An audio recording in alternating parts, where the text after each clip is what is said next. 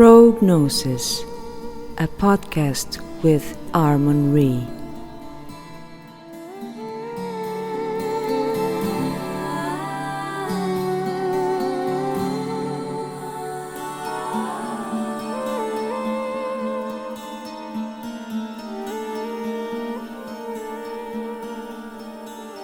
Hello everyone, welcome to Prognosis, episode 11. Today we have quite an exception. We have two guests instead of just one, and I think that these two will, really go well together. One is a returning guest, Silas, and the other one is Cubstar, that I have encountered and been in contact with from the IPS circles, let's say. And I found that this tripartite, let's say, conversation would be interesting due to Cubstar really, well, he says he's not an expert, but really delves deep into astro mythology, astrotheology, and so studying the movements of constellations and stars and how they relate to the narratives being applied onto the world stage. So I would like, first of all, to welcome everyone here. Hello. Hi there. So, Cub, people don't know you much outside of the IPS, so would you like to introduce yourself? How did you come about this side of the internet? How did you start your journey and end up in the world stage dissection? I'd say I've always been on this journey. I've never been one who really followed the rules too well. I was always looking for deeper mysteries, always looking at the paranormal, and I've been fascinated with the stars my entire life. It's been a gradual journey of understanding and study. Eventually found, media was obviously faking stories that led me to the IPS. And from there, I've found that a group of people who see the world the same way. Right. Yeah. And here we are. And have you ever come into contact with Silas's work as well? I've heard a few of Silas's talks. I find them very interesting. He's a very deep guy. Thank you. He is, yeah. Okay, so let's get to the meat of the subject, and I will probably start with one of the aspects that more in current world stage events right now. Perhaps the link between the constellation of Andromeda and a world stage figure such as Kamala Harris, as was pointed out by someone else. It wasn't, I don't think it was you, Cubstar, but not sure. Or was it? And I don't know. No, it wasn't me. It's a very fascinating link, though. Yeah, that the star Almanac and the star Syrah that compose two of the edges, let's say, I don't know what's the technical term, of the constellation, when you invert the names, they spell exactly Kamala Harris. So what do you think is the connection of this world stage figure with the actual mythology of Andromeda, and what do you think that will lead in the narrative? Well, Andromeda is a princess. She's the princess of Cassiopeia and Cepheus, who was chained to the rock to be sacrificed to the to Cetus, the sea monster, who eventually became the Kraken. And we're seeing this at the same time as the West is falling. The Kraken was sent to destroy Argus. which was a powerful kingdom at the time. And it was Andromeda that chose to sacrifice herself, save the kingdom. And it was only because the hero came along to kill the Kraken that she was saved. So what we could see in this situation is the sacrifice of Kamala Harris, that she's the one being chained to the rock and giving herself up to protect the West, in a sense, when really what they're doing is creating a new kingdom that comes after, that she will one day preside over. And that we'd see the destruction of America, or the West as it is, as a sacrifice to build the new kingdom. And there have been associations between, I believe, Trump and the Kraken, right? In the past. Yeah, release the Kraken. Release the Kraken. Yeah, that's interesting. And so, in this particular case, at least from the world stage perspective, it would seem that Kamala, not being particularly conservative or anything like that, how do you think that they will spin the story that she would be protecting or sacrificing herself for this idea of the West? Would it be just in the matter of the freedoms of choice and that kind of thing? Yeah, it'd be the symbology that's placed on her.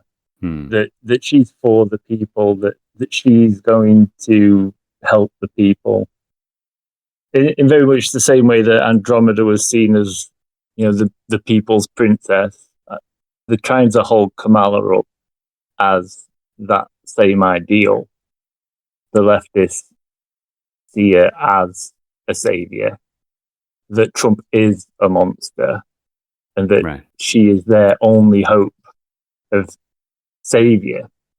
We had some celebrities even saying that they should vote for her no matter what she said. So in that way, they're holding her up to an ideal that she can't even achieve herself. Of course. And her first speeches were all about supposedly presenting her CV or something like that, which was already, in a sense, saying that she's actually, as a character in the world stage, not fit for the position, but she went forward anyway, right? That kind of thing. Yeah. Silas, would you like to jump in on this idea as well, since I know that you have something to present? Yeah. Interestingly, I was discussing with an individual regarding this yesterday. Actually, we were meant to discuss something totally different, and we ended up just getting onto this. I think he was discussing J.D. Vance, Trump.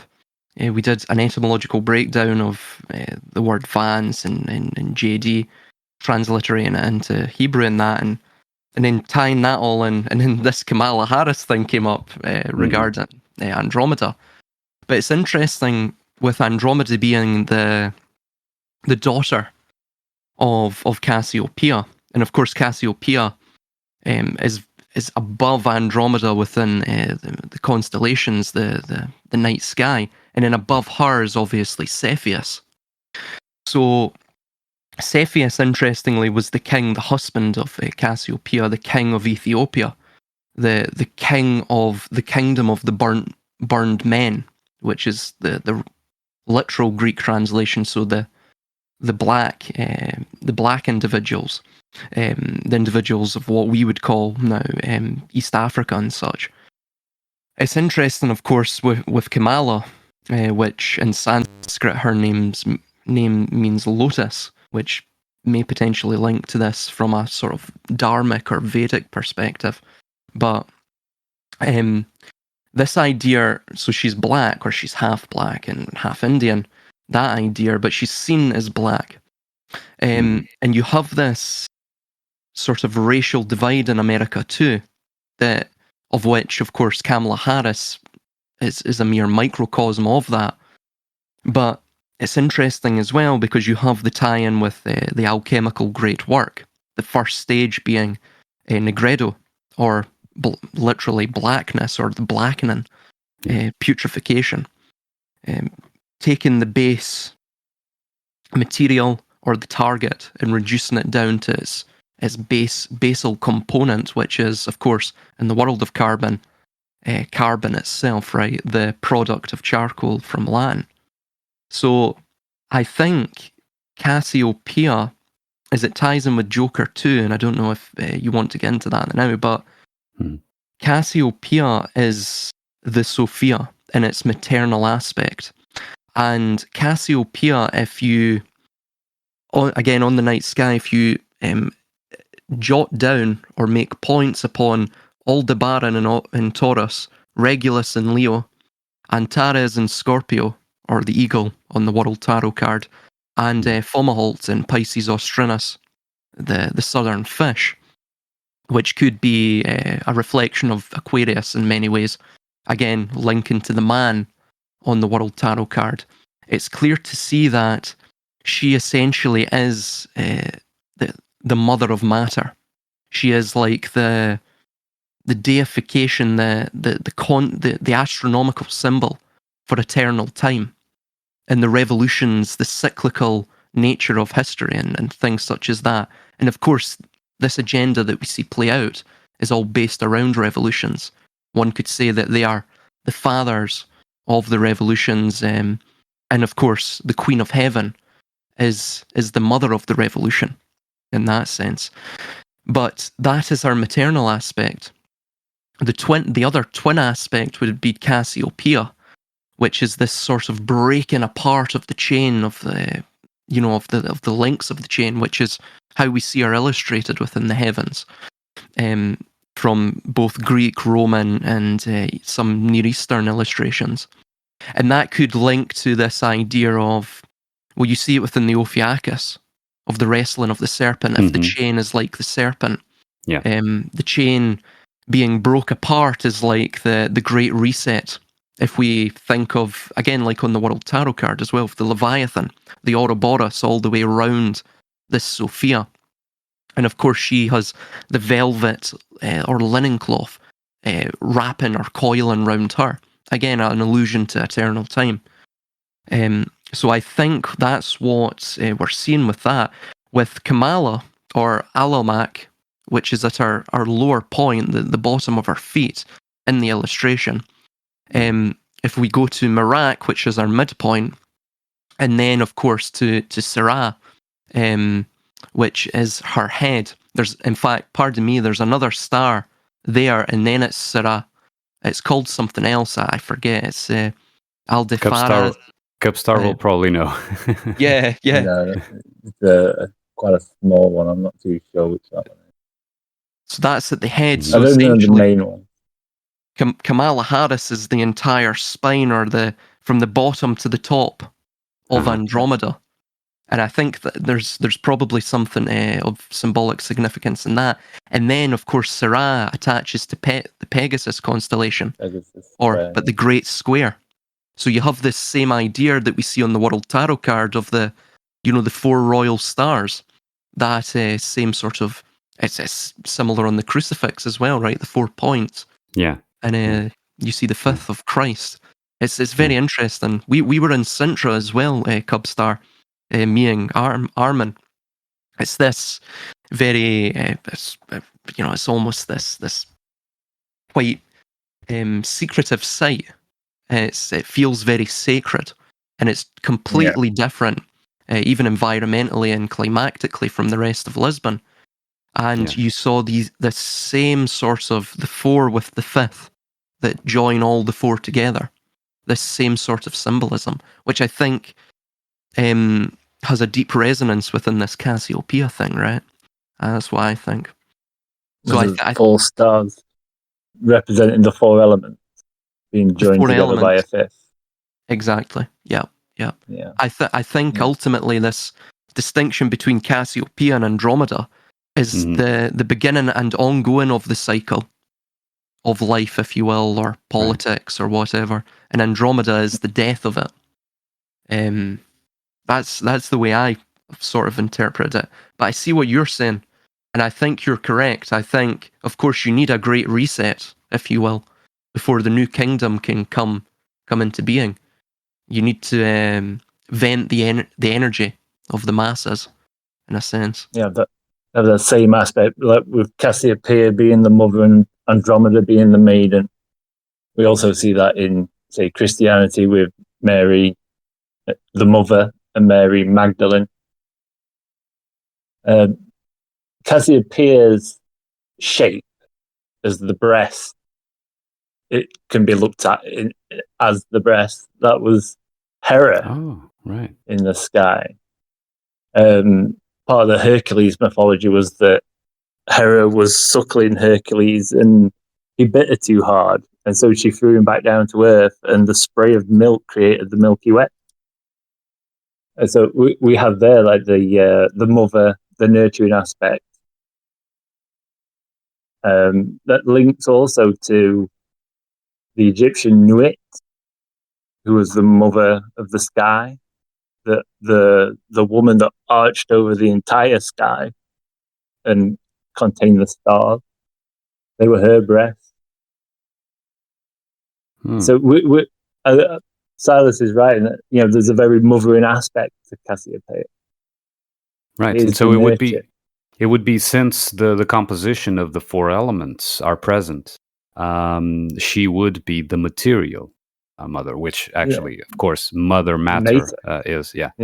It's connected, but of course, without referring to the obvious language connection, we could also imagine a non-material mother in that sense, right? Although I know that Sky Mother, and so this refers, from what I've gathered from YouTube, to the material, the matter itself, going into, like Silas was saying, the alchemical process of transformation or transmutation. That seems to be in the myths that regard the movement of these stars as something that depicts a deep truth that can only perhaps be conveyed in parables and myths and that kind of thing.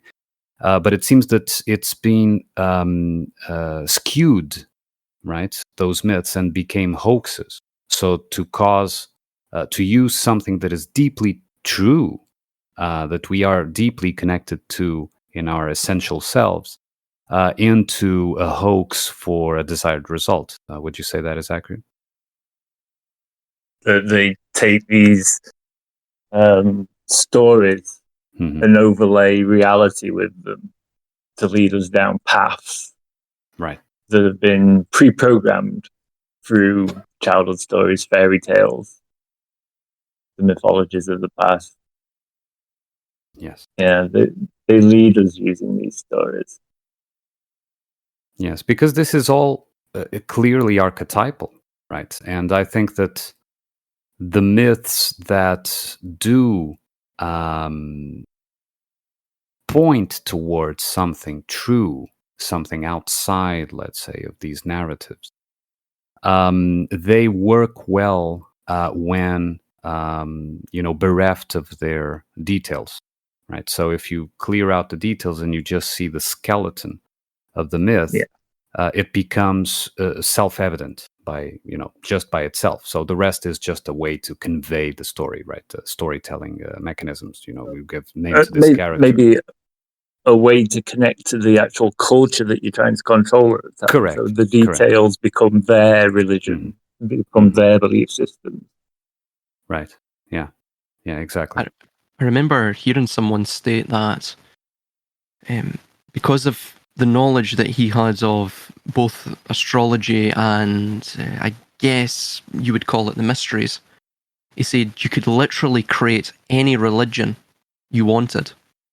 And of course, if you had enough finances behind you and you had enough awe-inspiring monuments dedicated to that religion and enough sort of society, social capital, enough societal energy pushing it, you could fashion any religion you wanted. So yes, it is a way for, in many ways, one to control a society in that sense. Yeah. Yeah, exactly. The stories that were told as children must have some influence on our adult minds. If you could use those stories and program a child from the youngest age to accept, say, the hero's journey, that someone without anything can become the king. Right. You can lead people down any path. Right. And that was the American dream, right? The American dream was exactly built upon the hero's journey. Right? You come here as a renegade from other countries where they don't want you, and you can build your own, business and your own family and your own path, and then you can reach, a high state in society, a high status in society, and so on. Yeah. So, absolutely, yeah. And now that dream, it would appear, is being demolished for quite some time. Yeah, for quite some time. Yeah. The cycle's got to begin again. The sun starts at the low point in midwinter's day, and it climbs to the high point at midsummer, and then it falls again. The cycle must continue. Right. I think it's programmed into people to expect that to happen. All good things must come to an end. It's saying that we have in society. Everyone expects it to happen. Yeah. Everything that has a beginning has an ending, Neo, right? Yeah, exactly. Yeah. Yeah. And what do you think, looking at, the correlation that is always made between the stars and the narratives on the world stage, what do you think down around, it will be 5th of November, the election day, right? So 3rd of November, right? And then around the 5th, you will know the results and so on and so forth. So around that time, do you see that in this particular year, there is something that they will probably convey onto the narrative from looking at what you've observed in the constellations movements and myths and so on? I feel every election happens at this time of year. It happens to be the end of the week of Samhain. November the 5th is the end of our Halloween period, essentially, where we burn away all of the last of the harvests as such. We have a new moon reaching the galactic. Well, it's just breaking on the 5th, so maybe the 3rd would be the new moon,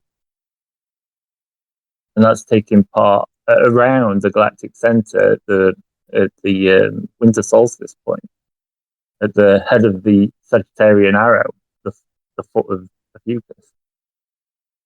Mm-hmm. So dark times. A new moon is dark times. So I don't see many good things coming from this election, quite honestly. There's a few rising stars like the Pleiades, which will always rise that time of year. But Saturn sat in Aquarius, reaching the southern point. A lot of judgment going on. Communications in Aquarius.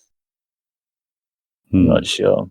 We've got Venus sat on that galactic center too.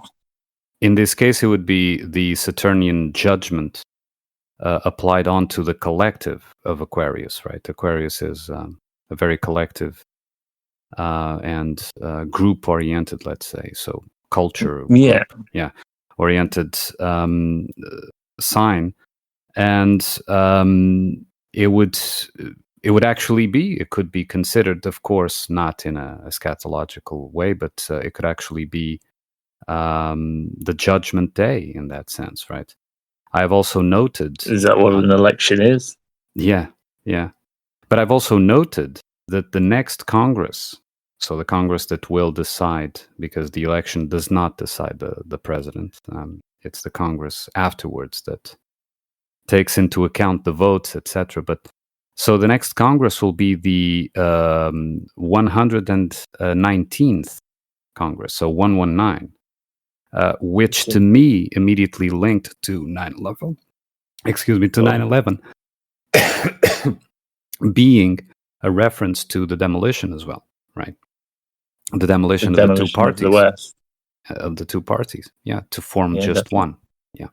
This is also, that was the gateway year, of course, and then I have a notion that I covered in a video called the Grand Sothic Cycle, which is that the orbit from, or this is just generally, again, how it is officially described, the orbit of Sirius A around Sirius B, but we see it within the night sky as a sort of an oscillation, if you will, if you were to view it, in real time, or in a sort of shortened time, scope of time.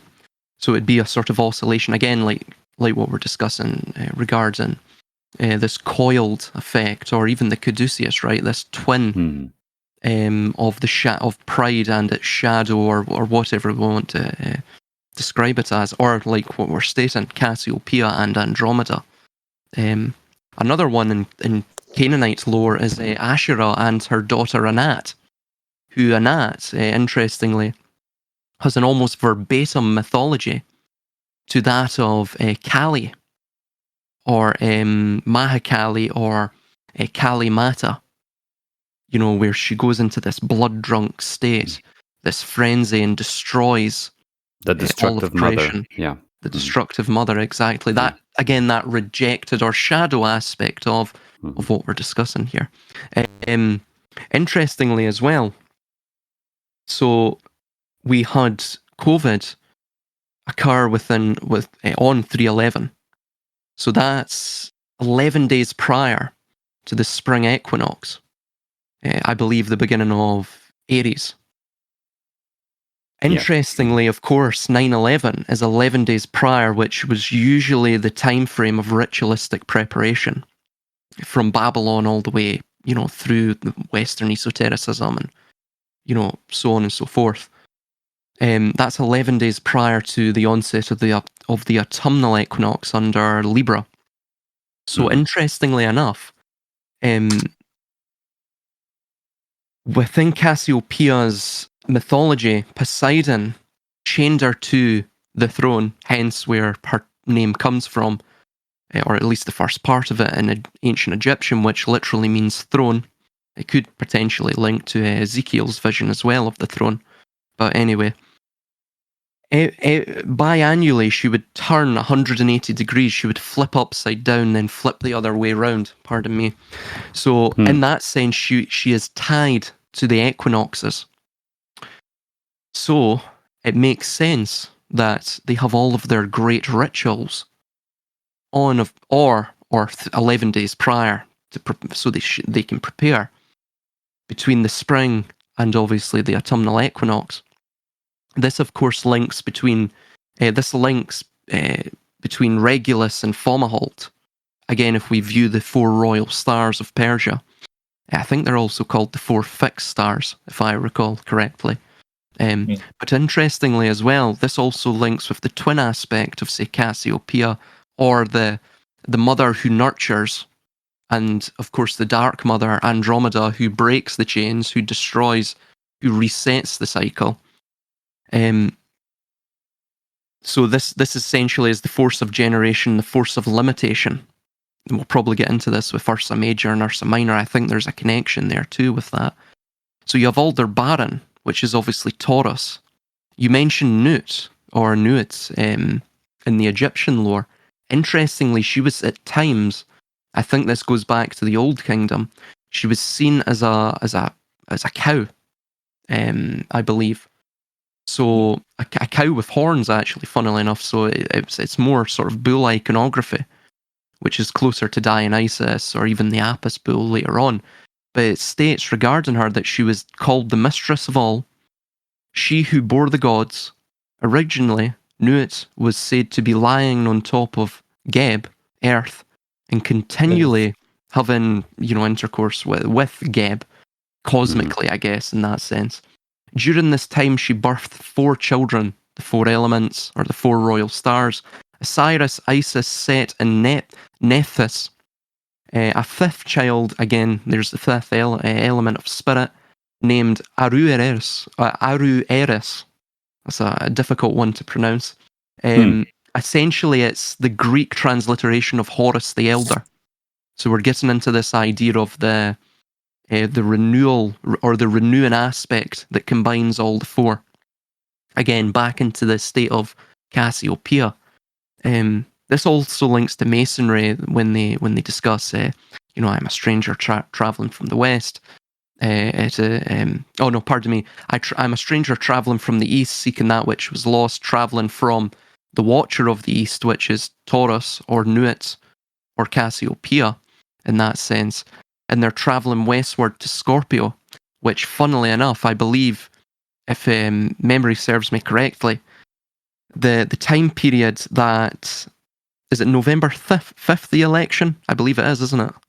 Yeah. November. I think election day is the 3rd, if I'm not mistaken. Is it the 3rd? Or is it the 5th? I don't know. That's still within Scorpio, I think. Can check. So I can check. That is the Watcher of the West. That's still Scorpio. Is Antares, Scorpio. I believe that's right next to Libra. So it's below Libra, I think. So you're getting that same idea that we saw. You are correct. You are correct. It's November 5th. All right, okay. I've just checked. So, that's 13 days after the beginning of Scorpio. So there's that 13 again of the Ophiuchus. If we assume that it is the 13th zodiacal sign. But there we go, the 2 towers, or again, the twin scales, right, that fell on that day in 9/11/2001. And then, of course, you had Taurus, which is very close to Aries. It's the adjacent sign. With that could potentially link to the Watcher of the East, of course, which is, of course, linked to the springtime, which is encompassed within Taurus and Aries. And I think Taurus and Aries are quite close as well within the sky, are they not? They're next to each other, yeah. Yeah. So you've got that as well. So basically, that's what you're seeing. What I think it's depicting there with, for example, those 2 major crisis events that occurred 19 years apart. I believe that's a number of the sun within some esoteric circles. So you're seeing essentially this rising up, the Kamala Harris, if you will, the rising up the spine of Andromeda, getting ready for the dark winter, the breaking of the chain, the onset of a new kingdom from the ashes of destruction, like a phoenix, it seems. That's the way I'm interpreting it. For a ritual, they could have chosen a better actor or actress. Yeah, perhaps. Maybe she was the only one willing. But I don't think that they have much of a choice, to be honest. But in any case, I still think, and I would like to ask Cubstar, because he mentioned that. Of course, as was shown, the 5th child being Spirit. It, of course, the in this case, in the hoax level, it is the spirit of the new age, so the new spirit, right? The new baby of spirit in their narrative. But I do think that, and I would like your take on this, Cub, that the myths in their, like I said, in their skeleton format, without the cultural details and all that we get stuck upon, that the myths themselves do depict something organic that we would otherwise, if we weren't distracted by the stories in this level, we would otherwise be able to see and follow, in a sense, right? To understand that, what is being conveyed in the stars is something that I can relate to and apply in my journey to, reach whatever. I mean, we could discuss what that goal might be, but to reach that goal of existing here. I have my take on it. Probably each of you has a different take as well. But what do you think about that? That the stars themselves being there as organic and truth-pointing signals, let's say, that we would if undistracted, we would be able to read. But then there's an imposition of hoaxes on top of it. What is your take on that? Would we see the same shapes in the stars? If we were left with our own devices, I lived in a cave, you lived in a cave on the other side of the world, and we met, would you see the same shapes that I saw? Yeah, good point. Would you join the stars together that I joined together? There's some very obvious shapes. Mm-hmm. We probably could draw some correlation from. But I see what we're actually doing is taking what's inside of us and projecting them upwards. And trying to make a connection and a meaning to something much more than the material.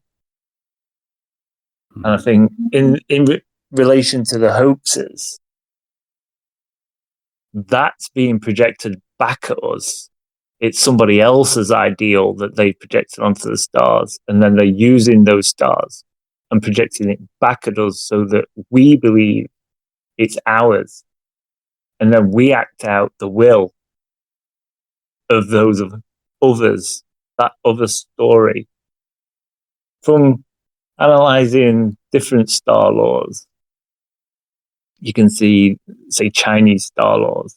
They are so radically different to ours, where we see maybe righ, the charioteer, they'll have the eastern fields, whatever they are. It seems that they were mapping their kingdom into the stars. So this is, like, in that sense, that the king that, or the priesthood, whoever's doing that, they're trying to create their kingdom in the stars to give them legitimacy, and then selling that back to the people. Right. Yeah. Right. Okay, I understand. We have this journey of the sun that we could follow, and we can take those shapes. But it seems that each mythology, they have similarities when they come from the same areas, but they're generally a different story. If we take Fucus seems to be the focus for a lot of myths, at the beginning of a lot of myths. It's Perseus' coffin when he's cast into the sea with his mother. It's Hercules in his crib strangling the two snakes. It's Prometheus chained to the rock, having his liver pecked out by Aquila. There's no real connection between all of those. Except for if we take the hero's journey, we're beginning the fool on his journey, on his way up the zodiac. But it also seems to be the ending for a lot of stories, on his way down the zodiac. So I don't know. I don't even know if that made any sense. No, it made perfect sense. I understand, and you've made great points about the imposition of whatever culture is observing.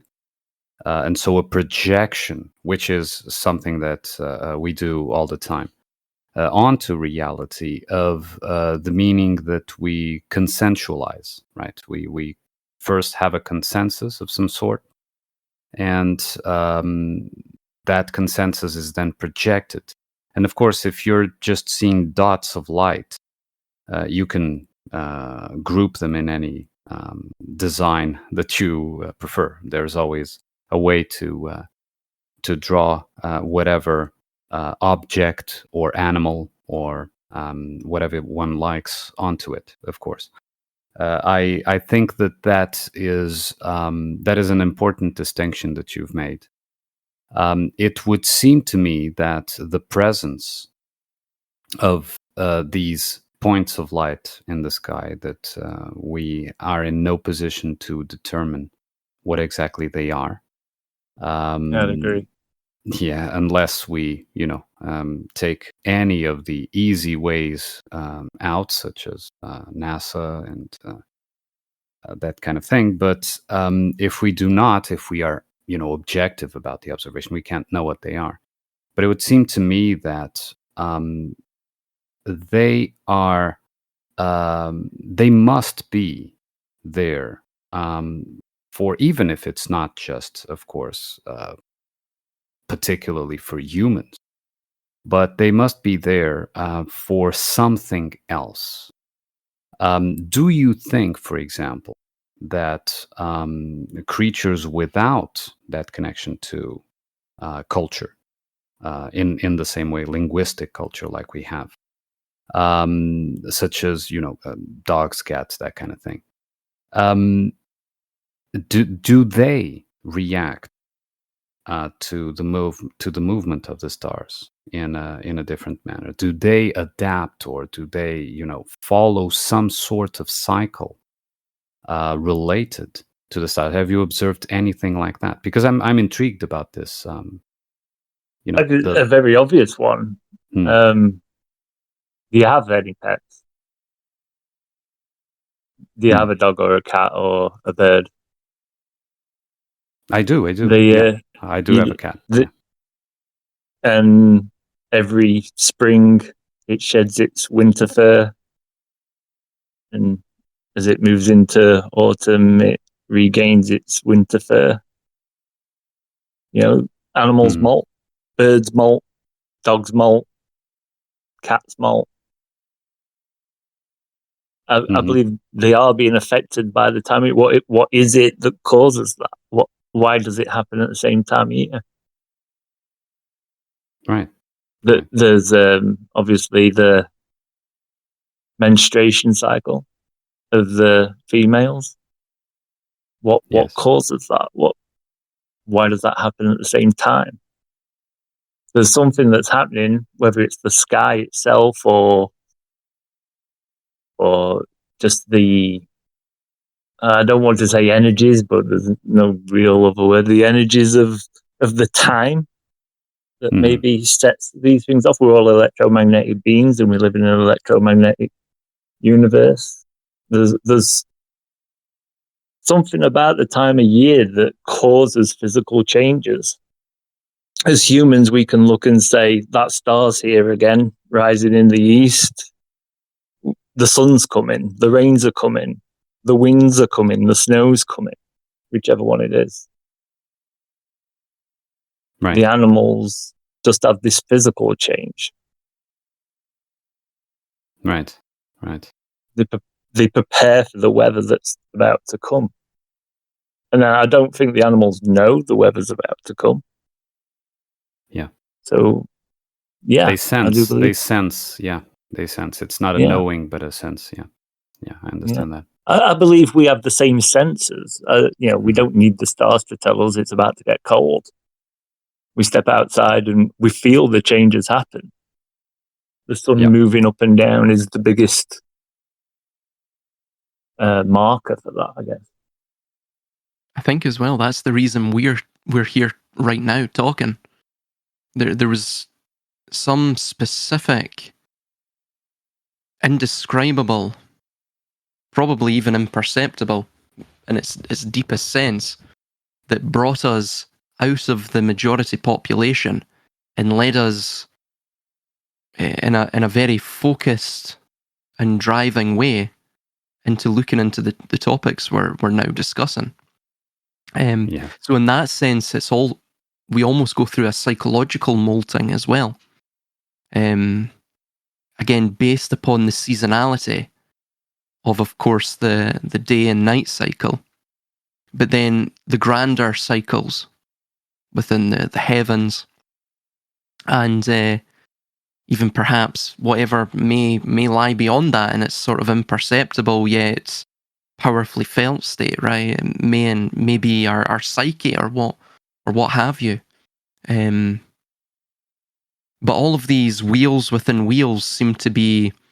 It's similar to what we actually see in Joker 2, or Joker Folie à Deux, and we also see in IPEC Goat 2, where, firstly in IPEC Goat 2, this Christ figure, or this nascent Christ figure, not quite yet transformed, or individuated from the Jungian perspective, he breaks through all of the frames. This is like Cassiopeia, the illustration of her. Sometimes she's illustrated as, again, the Queen of Heaven, enthroned in heaven, chained to the throne. She is the sort of marker of pride in the heavens. And she's looking at her reflection in the mirror, and her reflection is looking back at her. And it brings to mind this idea of the infinite mirror, optical illusion, and things such as that. You see the same thing in Joker Folie à Deux, when he is talking with Sophia, and it's just frame after frame after frame after frame, and the same thing with Sophia. So in that sense, I think this structure of the cosmos, the wheels within wheels, the order that seems to be brought together and tethered and maintained vis-a-vis chaos, or reset, or renewal, or whatever we call it, like what you're stating, Cubstar, this molting, right? The transformation, the transmutation, based upon the dualities of energy, the solar energy and the lunar energy, which in its esoteric sense reflects that light. But then, of course, as we see with the Great Work and Andromeda herself, when we reach the Rubeda stage, the final stage where the sun lifts above the horizon from its Negredo within the underworld, and it's reborn within the spring, the fire of Aries. It has that passion, that verve to carry on with another cycle. The lunar essence understands that it doesn't just reflect the sun. It itself has its own internal luminescence. So, of course, that's completely multifaceted in how we could interpret that, of course, with our own spiritual journey as well. But I think ultimately that's what Cassiopeia and Andromeda underpin. You brought up something very interesting about Ursa Minor and Ursa Major I'd like to touch on maybe later in the conversation. But I think this all underpins this molting principle, like what you just eloquently stated. Yep. Mm-hmm. Oh, well, let's move on to Ursa Minor and Major, for sure. I think that came about when also we were discussing the Joker 2. In the discussion about Joker 2 that is also published on Odyssey. There we saw that Arcturus, or Arthur, would be most probably linked to that constellation of Ursa Minor, right? And Arcturus is the guardian of the bear. Mm-hmm. It follows Ursa Major, essentially. Yeah. And so what is your view? I don't know if you've listened to that conversation that we had. I have. You have, okay.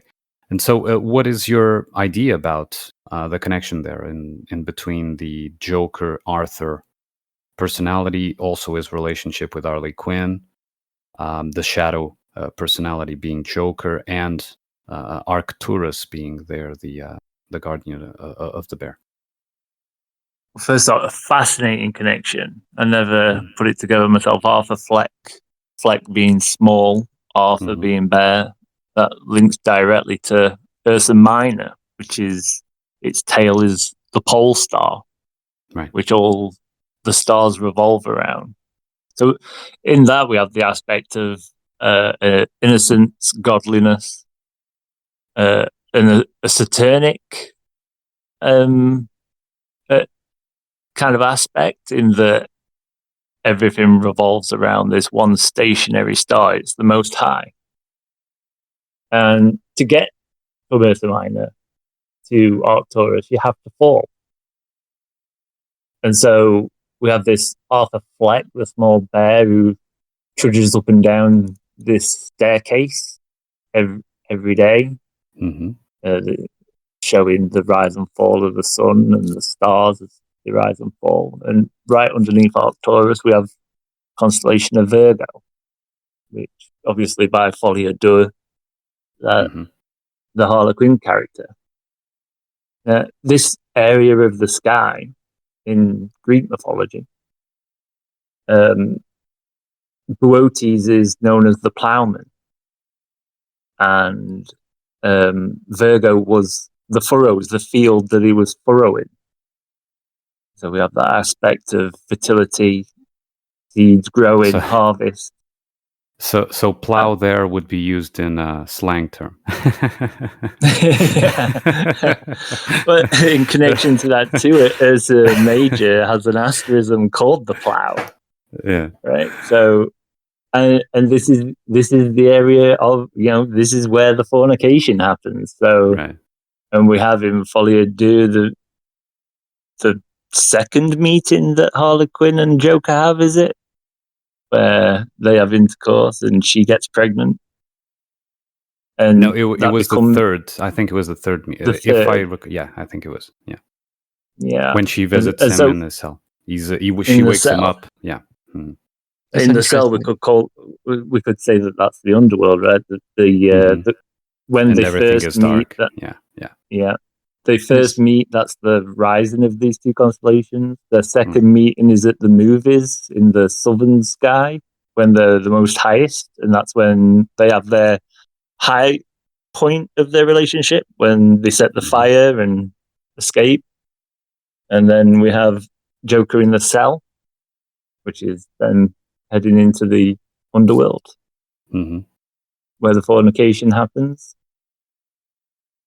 And one interesting aspect there was that she was not interested in Arthur. She was interested in Joker, because even before they have sex, she puts the makeup on to see his real face, quoting from the actual movie. So she did not have an interest in Arthur apart from being the carrier of this shadow, right? The shadow was what she was interested in, and he was merely the vehicle to bring it forth, right? That's right. She tells him at the end that he gave up the fantasy. Correct. Yeah. That he gave up the hope, and that the hopes was all they had. The fantasy was all they had. It was about projection again. Right. Right. It was about, in this case, and from my point of view, it was about the putting the shadow in its rightful place within the psyche. So, just as a small recap, I view shadows as rejected potentials that then cause mayhem because they do not have a place. They do not have a proper place within the structure where they can, rest, right, and be at peace, let's say. They do not have a function. So in that sense, it could work like, a dog that, does not have a proper place in the family. And so it starts being nervous and insecure and so on, and starts misbehaving. It increases its misbehaving the more it continues down that road. So I would say that in the end, in that scene in the courtroom where Arthur rejects Joker, in the sense, it's not really a rejection, but he says that, no, Joker is me. I am the Joker. There's nothing else but me, Arthur Fleck. And then he even asks, who are you? Right. Knock, knock. Who is it? Arthur Fleck. Arthur who? Right. So, he integrates, he puts it in its rightful place. It's no longer causing mayhem. And that is what aggravates his supporters and, of course, Harley Quinn, and even causes the other inmate to kill him in order for, I think, and someone pointed that out, I think it was Tim that mentioned it on one of the IPS lives, that the Joker could have lived on then on the murderer. Just on that point, I think the actor that actually played that psychopath at the end, I think he has claimed in an interview that actually he is the next Joker. I've heard through the grapevine. Yeah. Oh, we see him at the end cut the he's the scars into his continuation. mouth. Yeah. Oh, I see. That would then make sense. Adopts the laugh. Yeah. We could say like the archetype of the Joker passes from the dead Arthur Fleck into that psychopath, and he starts the cycle again. The tarot begins with the Fool at the 0 point and then ends with the Fool at the 22nd. Yeah. Yes. Yes. You made a point as well. This could all link back to, I mean, ultimately what we've been discussing regarding the 4 royal stars. So Regulus, it's the north, would be Leo again. The sort of passion that of the summer and such. And then, of course, Regulus means king, right? Yes, absolutely. And then, of course, you have Fomalhaut, which is the southern fish, but Aquarius is right above him. Well, interestingly, the seaman, of course, resembles a serpentine or fish-like sort of structure to it. It moves like that. And then, of course, Aquarius is he who bears the water, but he also tips the water out of the vessel. And that's that's the Watcher of the South. He was also Zeus's cupbearer. Yeah. And the only male lover of Zeus. Yes, and Arthur is seen keeper of the seamen, as it was. Mm-hmm. Yeah. Arthur has a scene where he kisses another inmate. It's not I don't think it's the one that kills him, right? But no, he does it for a cigarette. Yeah, I think that's the ones that the guards, the 3 guards, strangled to death after they've finished beating up Arthur within the shower rooms, and then they strangle him to death because he won't keep quiet. Or he won't stop defending. Could we see those 3 guards as the 3 ruffians, the 3 Jews of Hiram-Abiff? Yes, absolutely. The Jewess. Yeah. Well, it's the same 3 aspects, bar the 4th aspect of Syrah, which is actually within the illustrations of Andromeda. It's beyond Andromeda's head, so it's sort of like the spirit in that sense. So her body is composed of 3 primary points. I forget the one at her sort of chest or her head region, the star, but below that is Mirak, and then that obviously Alamak. So it's the same idea, isn't it? And where the ruffians hit the prospective 3rd degree initiate, obviously corresponds to it corresponds to the tripartite essence that is us. And I believe the way that the implements that they use, I have notes on this, I can't remember it off the top of my head, but it all corresponds esoterically to what we're discussing here, and the broader concept of it linked within astrology, mythology, and all of that. It's the same in the Norse pantheon as well. Odin, with his other 2 brothers, Vili and Vrey, they kill Ymir. They betray him. Yes. Mm-hmm. And then also kill Audumbla, which is somewhat similar to the cow of Nuit that we're discussing here. So all of it's a lot of it's interconnected, you know. But you mentioned as well, interestingly, Ursa Major and Ursa Minor, which appears to me to almost be like what we see with Draco. And Draco itself is above Cepheus and Cassiopeia. And there's almost like a circle of constellations round those, including Andromeda, right? And the circumpolar stars. Yeah. They never Yeah. set. They're the stars that never set. Draco, Ursa Major, Cassiopeia, Cepheus, Perseus. Most of Andromeda never sets either. So in that sense, that makes sense that regarding what you stated, and it was a fantastic point that I hadn't thought of before, that Draco, the reason Draco is linked to the Leviathan, another piece of evidence that supports that is what you're stating, the circumpolarity of these stars. So they never set, so they're almost eternal, like the Leviathan or the Ouroboros. Yeah. Well, is Draco, representative of the Ouroboros? Is that why the Ouroboros is a serpent? Yes. Yeah. Mm-hmm. Yeah. And the Caduceus as well. All of these things are serpents. Yaldabaoth in the Gnostic pantheon. It seems, of course, there's a link potentially to it, and the profile of, if you were to take the mind and the spine, obviously attached together out of the body, and look at, in a sort of anterior profile of it, it looks like a serpent. Of course, you could, as I've stated, you could even say that the sperm looks like a serpent. And that, of course, has links with the sun and the moon. And like what you were stating, the moon is linked to the cycles of pregnancy, the cycles of the moon itself.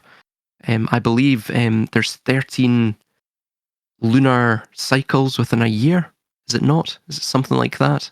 Maybe there's a sequence. I believe it's like it goes 12, 12, 13, and then 12, 12, 13. Interesting. Right.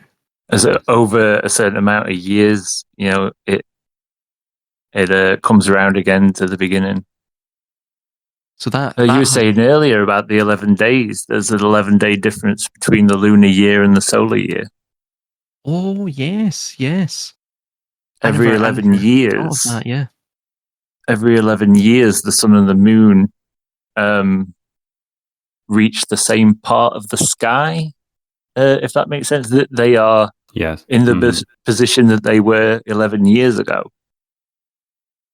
And that brings to my mind, is a completion cycle. That brings to my mind that Bach Precision conveyed to me that the religious Muslim calendar follows the moon and not the sun. Many do. China, the Chinese calendar does. Yeah. The old Jewish calendar used to. Right. Yeah, no, I think it's a mix now, isn't it? Yeah. And they also which makes sense.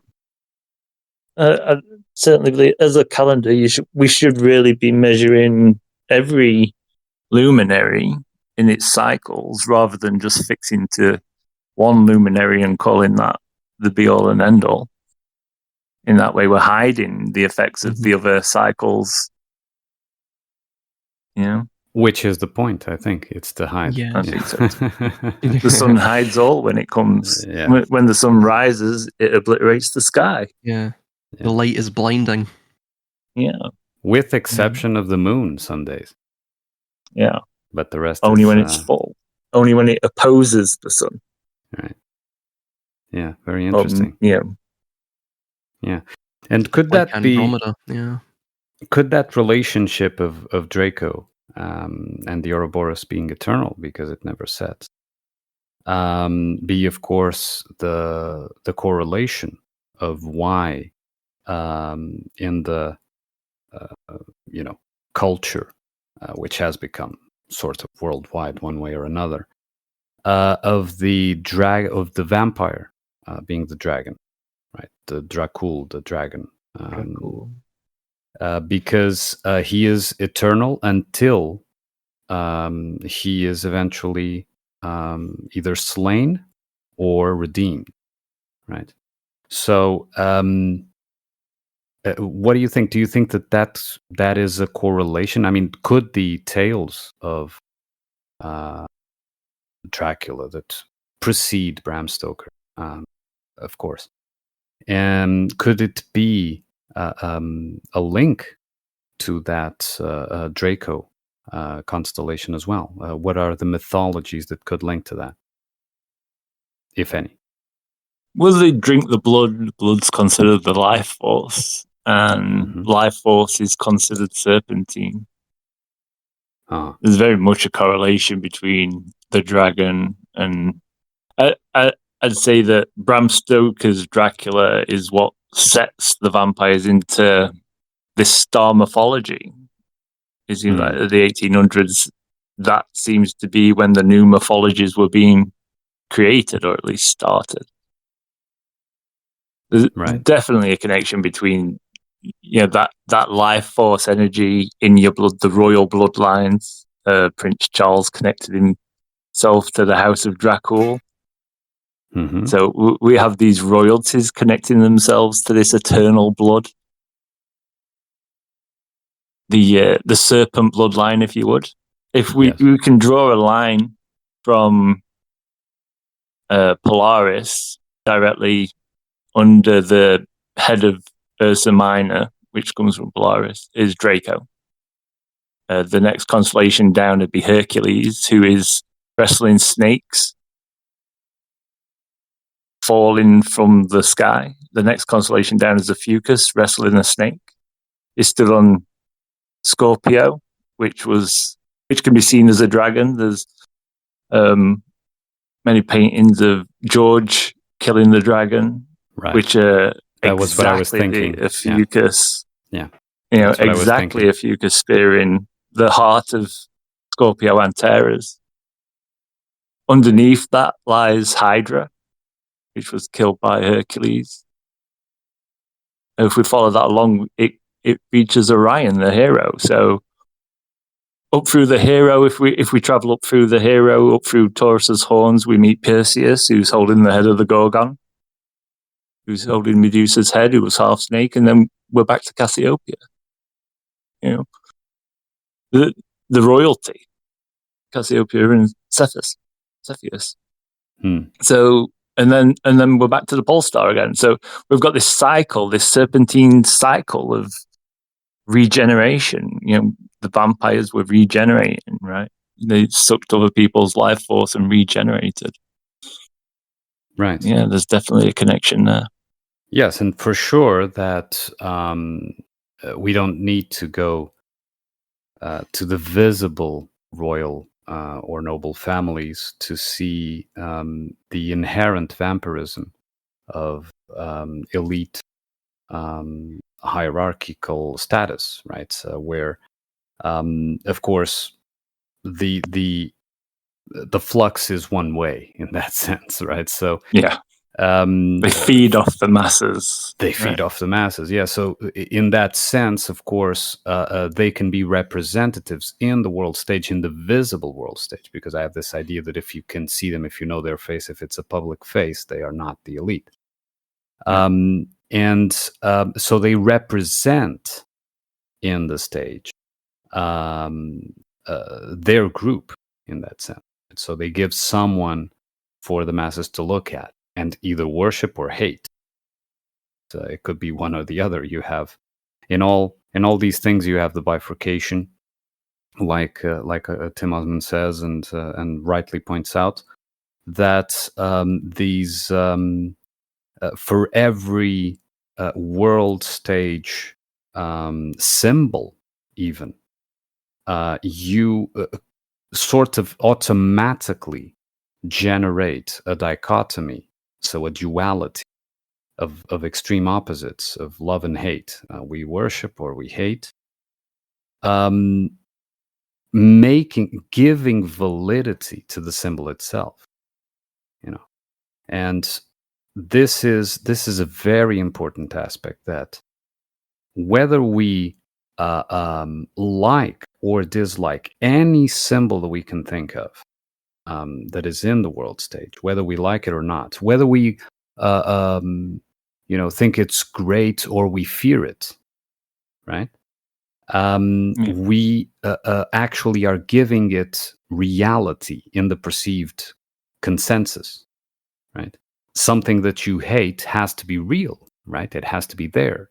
If you hate, the government because they do this or that to their people, whatever, you are giving validity, you are giving reality to the position of government. You are saying that government has power, that government actually, has validity.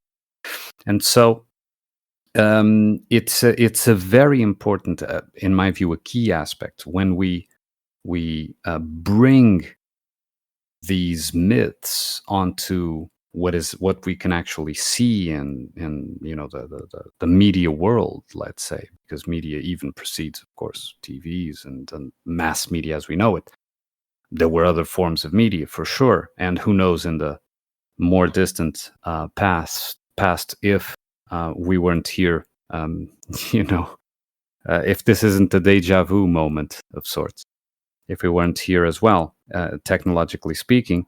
So the important thing to see is that whenever they present something, they know that they will generate love and hate. They will try to steer that love and hate to its extremes, exactly to provide validity to the central point that is presented.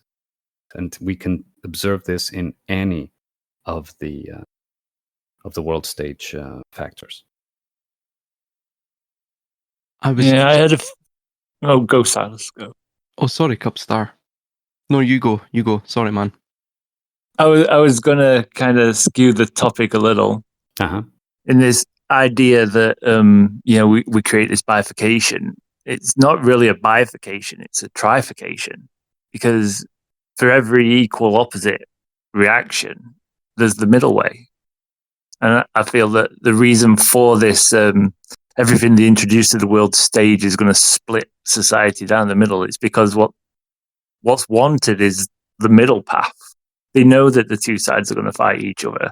And in that turmoil, they're going to be able to pick that third way. Yeah. The synthesis. The synthesis. And, well said. And so we get this tri-point. And now if we mentioned the elites, and elite being the allies, the followers of Saturn, the followers of Kronos, time and space. And I feel what they're actually doing is the smallest amount of points needed to create space is 3 points. And so what's going on in a metaphysical sense is that they're creating a mental triangle that they can physically build inside. They're like the potter with the clay. Yeah. Yeah. Brilliant. Yeah. So they let's take the wokeisms, and so they push something absurd. A boy can be a girl, and they know there's going to be backlash to that, but they don't want the extreme.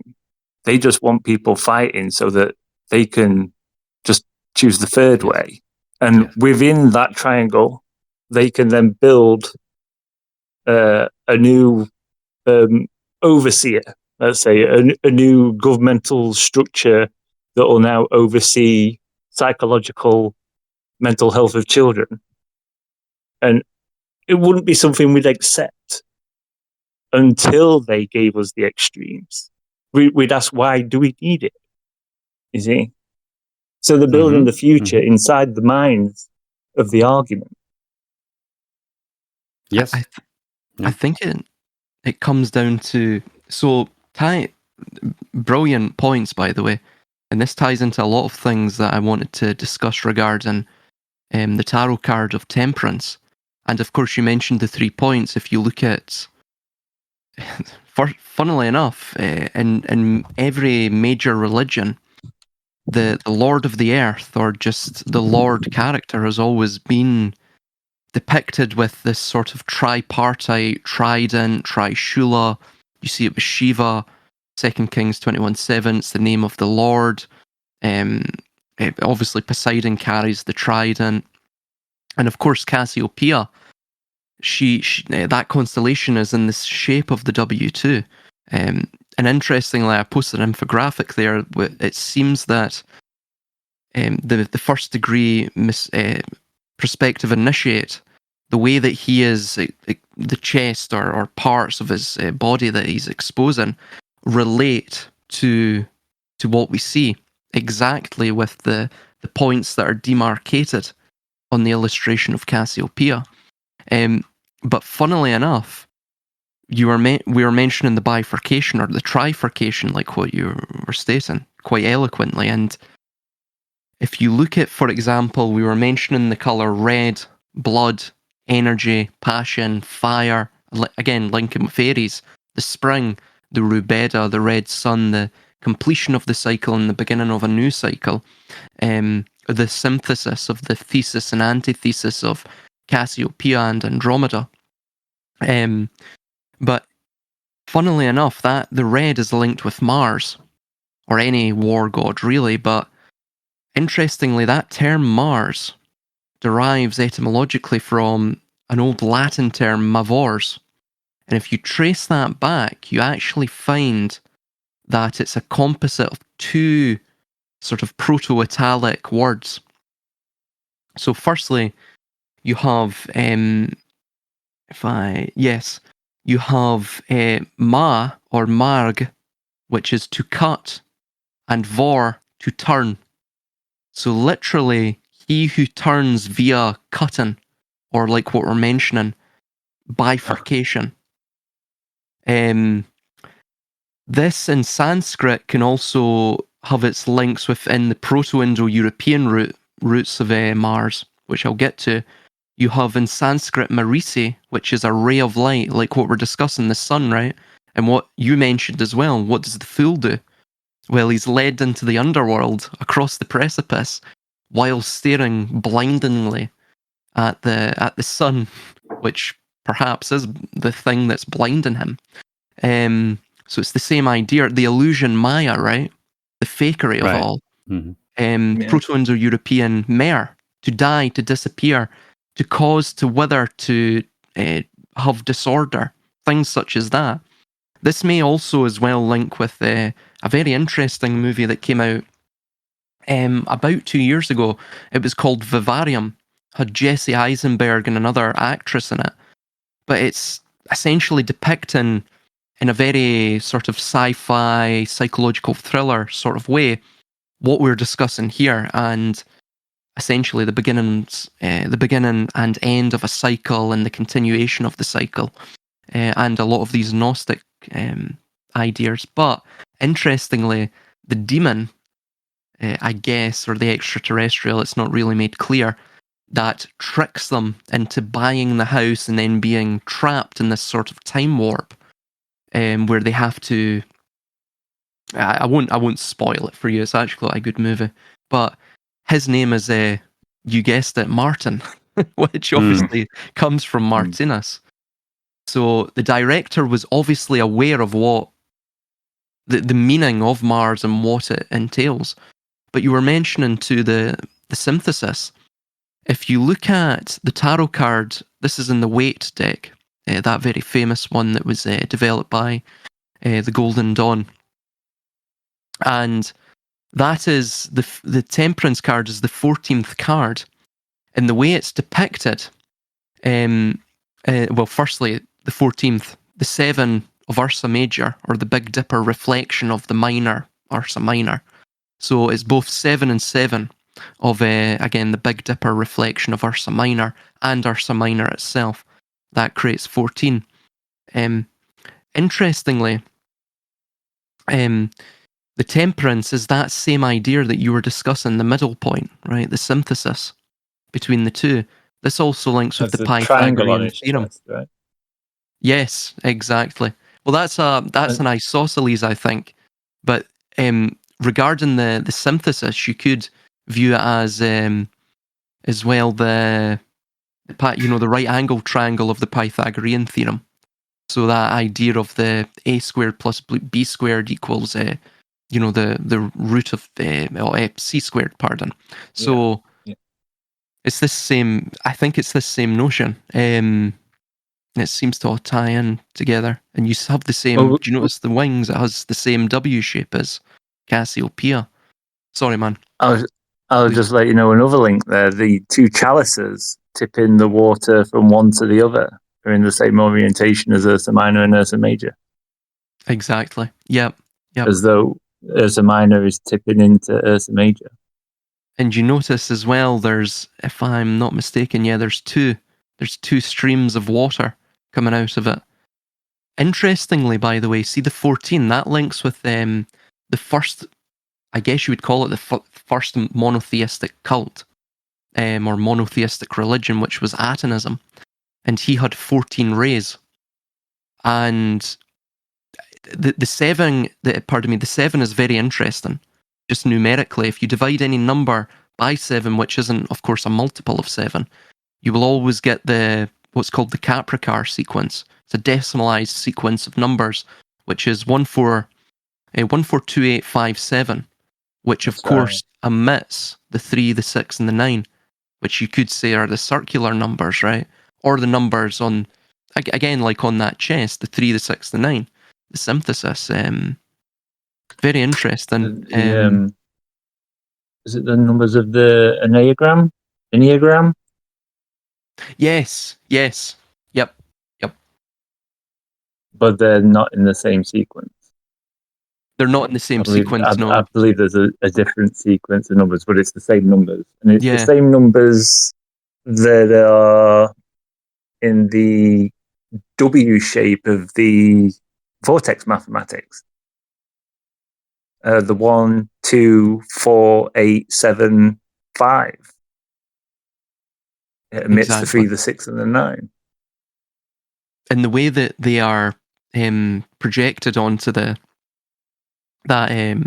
diagram, I think you're talking about, the Enneagram, each horizontal line. So with the I'll have to get it up actually because I can't remember it from memory, but they all add up to 9, every one. So yeah, that's correct. I think it's something to do with the coil. I have a theory it's something to do with the coil. So the descent of the coil creates the 6s, right? If you were to visualize it, but the ascent creates 9s. So that's why the 6 is the number of the beast, and of course in Christian eschatology. But interestingly, it's also just within the general esoteric corpus, it's seen as the number of the world, and it even links with the cube as well, right? The 6 Right. sides of the cube, like Osiris and Set. Yeah. Placing them in the box. We see that in Joker, A Folie à Deux as well, with the the guards, and they seem to have Arthur in the box constantly, some sort of box. If he's not in the jail cell directly, he's in something that's square, something that's cubic in shape. So They're trapping him in the material. Yeah, exactly. Yeah, very interesting. Yeah. Very interesting indeed. Do you, I was just sent something. Maybe we could do a correlation as if we were live. Of course, this being recorded. But I was just sent the indication that there was an arrest before a third, I saw that, be a third attempt at Trump. So, what this is building up quite well, don't you think, Cubstar? We're in for quite a show. Yeah, it's building up quite well. So apparently there was someone arrested named Vemmil. They always know the name right off the bat, so we know that this is a planted news narrative. Otherwise, we wouldn't know names nor even that it happened straight away. He was arrested before the speech, carrying a shotgun and a pistol, something like that. So very interesting. Good stuff to analyze later on. But this links really nicely with the initial premise of how these myths transpire artificially into the virtual reality created by media. in my view. And so it seems that in the story, the Kraken is invulnerable, right? In the myth, how does one kill the Kraken in that sense? So we could make a... It's with the head of Medusa. Only a Titan can kill a Titan, according to the three witches. And so Perseus uses the head of Medusa to turn the Kraken to stone. Very interesting. Yeah. With the serpent hair. Yeah. That's right. It's her eyes that turn it to stone. So I'm not sure. Maybe Trump will be immortalized in stone. It'll be on his headstone. Or a statue, yeah. Yeah. A golden statue, no doubt.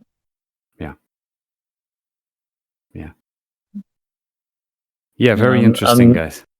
I'm not sure what's happening in this Trump situation, to be quite honest. It's hard to know how this is going to play out. No, I'm not intending to make predictions per se, but if we understand the narratives, we can more or less, have an outline of what because they are clearly following these myths. That is for sure.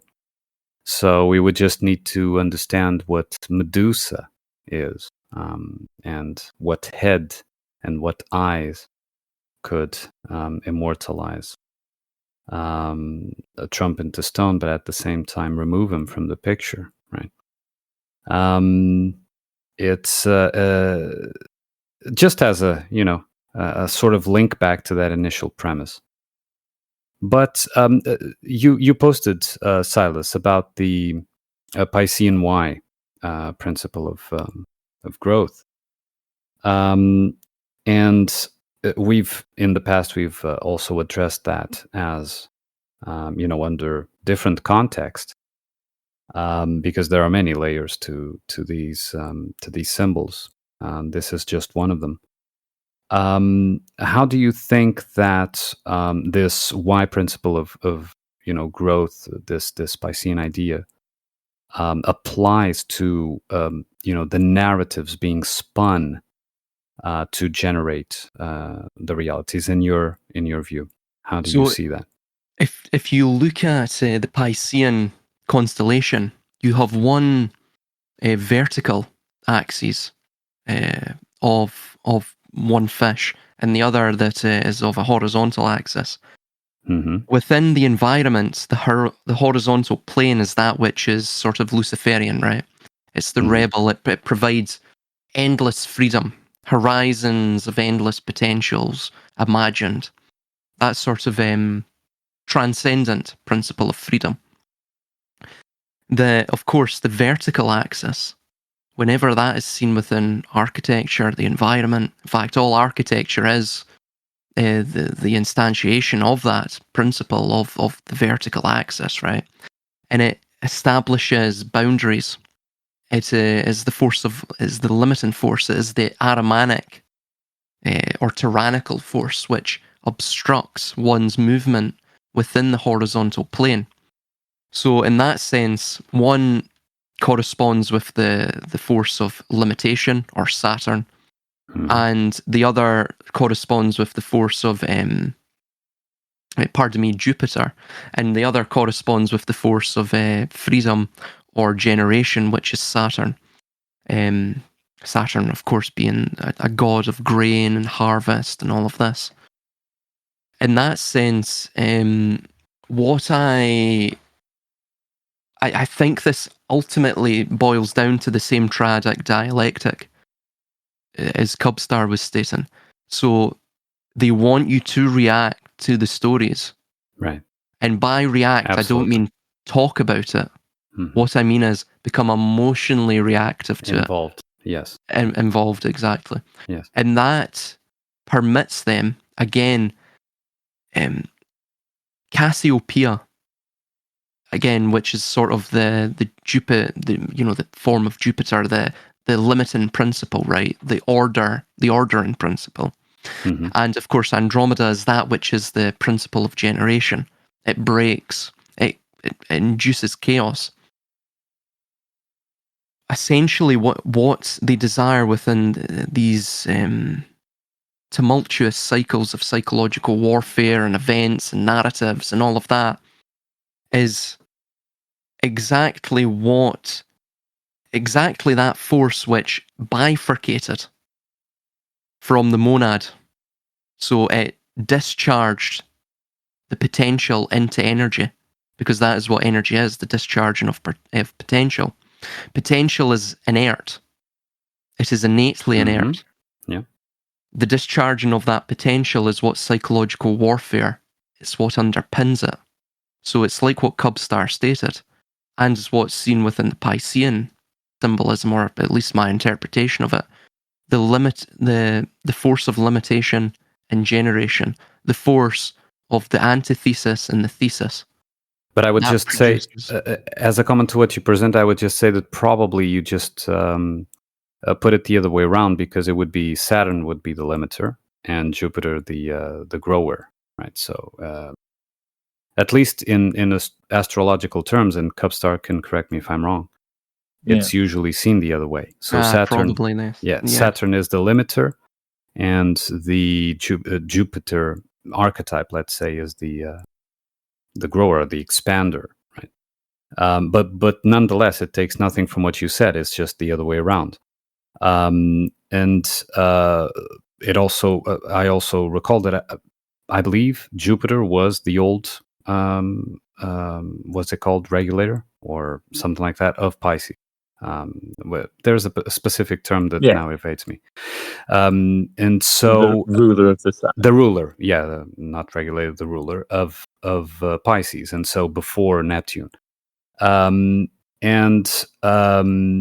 It's interesting because the astrological depiction, so let's say the drawings, the illustrations usually applied to Pisces are exactly tugging in different directions, one vertical, one horizontal. Yes. Yeah, the tension on the ribbon between the two fish. Yeah. It's the pulling, obviously vertically and horizontally. It's that tension which, maintains them in that sort of homeostasis, that temperance. It's interesting as well. Just, I might be wrong here, and Cubstar can correct me, but I think the vertical axis of Pisces points towards Andromeda, or is directly underneath Andromeda. Directly. Yeah. It points towards Mirac. Oh, yeah. Oh, yes. And funnily enough, we see the 5th and the 6th stars of Andromeda. I was meant to mention this to you. Almost mirror where Arthur was stabbed. And you see that protrusion of that line. Again, stabbing Mirac, or the womb, perhaps, the mercurial womb. The moon and the sun, the moon and the sun combined together in that. Yeah, interesting. Very interesting. And so going back to Joker 2, since you brought it up again, that mention of the sun being left after they build a mountain from a little hill, that they make a heaven on earth out of a little hell. The mention of the sun would be, of course, the shadow carrying over to, in this case, the murderer, to the other guy. He would be, or do you think that it's actually going to be depicted in the myth, let's say, as an actual son that Harley Quinn gives birth to and confronts the other Joker as mythologically. Mythologically, the son of Harley Quinn and Joker would be like Horus the Younger, with the new Joker becoming Set, becoming the evil uncle. Essentially. Okay, that makes sense. Yeah, maybe. That makes sense. I don't think they'll carry that story on, though. I think that story's ended there. Mhm. We have it kind of comes full circle, where we have Harlequin walking up the stairs as Arthur's arrested by the police at the bottom of the stairs. It brings us back to a Fucus. Yeah. Well, Yeah, but go ahead. is that better? That's better. They meet halfway up the stairs. Yeah, they meet halfway up the stairs. We can see that as the equinox point, the autumnal equinox point, which is just after Virgo on Libra, which is where Arthur's just escaped. Arthur's just escaped from court, from Libra the Scales, and this is where he's arrested, which brings us back to a Fucus. A Fucus is stood just above the Scales, and this is where he's murdered, and the new Joker takes over. Back at this initiate point, right? Winter solstice point, right? I think that's what Medusa ultimately symbolizes. It's that idea of, if my memory of the mythology serves me correctly, I think it was Athena in her pride was so jealous of Medusa and her obviously rival looks that she cast her down to, well, she turned her into this creature, and this creature could petrify anyone who gazed upon her, almost in a sort of blinding light, just by her eyes. So, in that sense, with Perseus cutting the head from Medusa and using Medusa to obviously turning it against the gods themselves through dispelling of Cetus, the sea monster, to thus save Andromeda, or to break her free. In that sense, it's like what we see with Arthur and his story, that by him attempting to escape the cycle, by him almost transcending the circle, he actually continues it. So in that sense, what I mean by that is Perseus was so blinded by saving Andromeda that he turned Medusa's head, the visage of Medusa, against the gods themselves, in a vain attempt, thinking, again symbolically, that he could almost, defeat the gods, defeat, I don't know, perhaps his own mortality, transcend beyond the limitations of who he was, or again, in the symbolic sense, what it could mean. But in doing so, he broke the chains of Andromeda, which could be symbolic of the dark, the Kali Mata, that sort of force, the force of renewal. And he established another, the continuation of the cycle. Because that's what you actually see in Arthur's story. It's very, it's not bleak. It's like, it's bittersweet. He understands himself. He escapes the world, but the spectators in the court, of course, the guards themselves, Harley Quinn, they all turn against him. Even the audience as well. It's very interesting because the audience all want, they were walking out of the theatres because they don't want Arthur's story. They want the Joker's story. So it was a sort of grander macrocosm of what the film was it's stating. very interesting how the response of the movie mirrors the movie. The response to the movie, should I say, mirrors just what like the happens crowd, to Arthur just like the movie, crowd, almost intentionally. Yeah. And the same thing happened with the first movie. Originally, people were wondering why we ever needed this story of this nobody anyway, because it was originally stated that this wasn't the actual real Joker, and that it wasn't going to be the real Joker. It was just a side story. And after that movie, everybody loved it and thought it was fantastic. And they celebrated the Joker. in the same way that the crowds within the movie celebrated the Joker. Yeah. And then for this second movie to also mirror how the crowds reacted. I still seems maintain that although it wasn't, of course, a Batman related movie, or a pair of movies, that they were actually very well done. Even the second, I enjoyed the second. Yeah. I enjoyed the second. Yeah, and I do think, in contrast to what you were saying, I do think that there might be a continuation, Cub. Even if it's like a sort of spin-off where, the other guy, the other actor is going to play a new kind of Joker. It could be. So it might not be a Joker 3 per se, but it could be a spin-off of some sorts. But I think it will continue and link back to it, because I felt that, yes, Arthur's story is done and dusted. It's performed. He transcended. He integrated. He went away, but the shadow passed on to someone else, right? And so I do think that there was some sort of cliffhanging moment in that ending.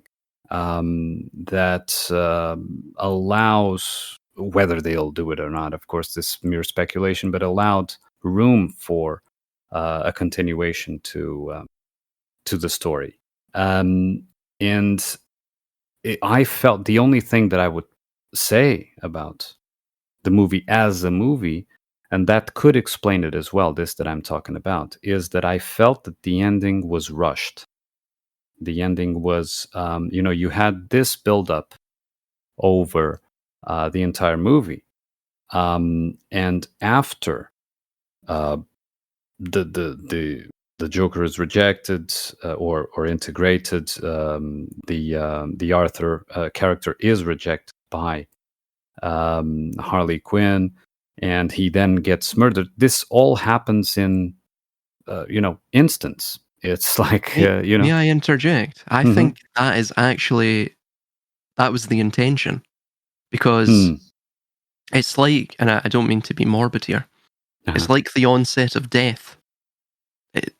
Typically it occurs quite quickly. People, their health will, it will dilapidate very quickly before, obviously, the final terminal point of death, right? Yeah. And again, if we look at that as a mere microcosm and project it to the grander macrocosm, the cycle itself, like what we see in the politics of the American or Anglo-American Empire, as the narrative calls it, it is also going through a very rapid disintegration. I mean, think back 20 years, how vast the cultural... Right. You could call it changes, I'd call it decay. And just in the past, I don't know, since Trump, first took office, and what was that, 2016? Yes. So what was that, 8 years ago? Mm-hmm. And look at what has occurred to the US since then. Since COVID 4 years ago. Yes. Total disintegration. So you're not just US, but all US sphere of influence. Yes. Sphere of influence. Yes. Total disintegration, total decline. It's the decline is almost it's like a parabolic swing, or an inverted parabolic swing, if you will. And I think that was the intention. I think it was to show the sort of acceleration, the exponential acceleration to that centripetal singularity of the continuance of the cycle of it, or pardon me, the beginning of a new cycle. I think that's what it was trying to discuss. It's interesting as well because you see at the beginning, the guards stop singing, the saints come marching in, and then they start mocking them. The prisoners start mocking them by singing the saints come marching in, similar to what we see with the head of Medusa, almost mocking the Kraken by killing it, mocking the gods, by killing the Kraken or Cetus, the sea monster. I found that that was something I couldn't really figure out what the hell they were talking to when they were singing "When the Saints Come Marching In." I thought it was something to do perhaps with the Zodiac or the Archons. Well, note that whenever the Joker personality is present, and I'm not talking about Arthur, but whenever the Joker personality is present, it causes this effect of rebellion in those present. And this happens a few times in the movies, where when Joker is present in the mind, he doesn't even need to speak, but he's just there. Just the sheer presence of that shadow personality causes the rebellion, causes the let's say revolt against it could be considered the prison of the world, right? The prison of the system. In that sense, Arkham Asylum could be a sort of depiction in the movies of the system of in this case the West, where it was played, right? And so the guards would be the figures of authority, the henchmen, if you like, that could be the military, so a tripartite thing: the military, the economic, and the religious, perhaps. Just saying, just speculating. Yeah, yes, absolutely. And so it seems that just the sheer presence of that rejected energy that has built up has a connection to those present. They identify with it. They say, "Oh, here's the savior that we were," and of course he's no savior per se, right? But they identify as, like we were talking about Silas in the previous discussion about the AI, where I presented that the Gay Manifesto. Remember that? Yes. Where that it seems when we read that we're not reading about a homosexual man that feels no, what it's archetypal, what is written there, right? And so in the same way, I think that they linked to the archetype of the shadow, saying this is the savior that has come to destroy, right? And even in Christian mythology, you have this idea that Jesus does not come to save in the sense of a peaceful way. It comes to destroy, right? It comes with a sword. With a sword and all that, to destroy. So, yeah, go ahead, sorry. Sorry, Armunn, no, finish your point, I interjected. No, I was more or less finished, so go ahead. Well, in Revelation as well, and this sort of links between Jesus and Dionysus, but, and of course, another allusion to the bull and all of these bull or ram cults as well. But interestingly, obviously the vine, the fruit of the vine being the grape. Interestingly, within some interpretations within Kabbalah, the original fruit, now the generally attested to idea is that it was a pomegranate. That's how it was viewed. But the Kabbalists seem to have assumed it is the grape, which of course links with Bacchus, Dionysus. But to cut a long story short, you actually see that idea of trampling the winepress of the wrath of Almighty God, or something like that, or the wrath of their iniquity, or something along those lines. I think it's maybe it would make sense because the wine became the blood, right? So yes, like what we're discussing. Yeah, from the grapes came the wine. So so the blood, like the red sun. We see at the end of Splendor Solis, the plate 22. It's the red sun, the new sun, which is energized, impassioned. It has verve. It's similar to what probably occurred within the Aztec religion. I can imagine they viewed, all of that sacrifice. They viewed it in a similar manner.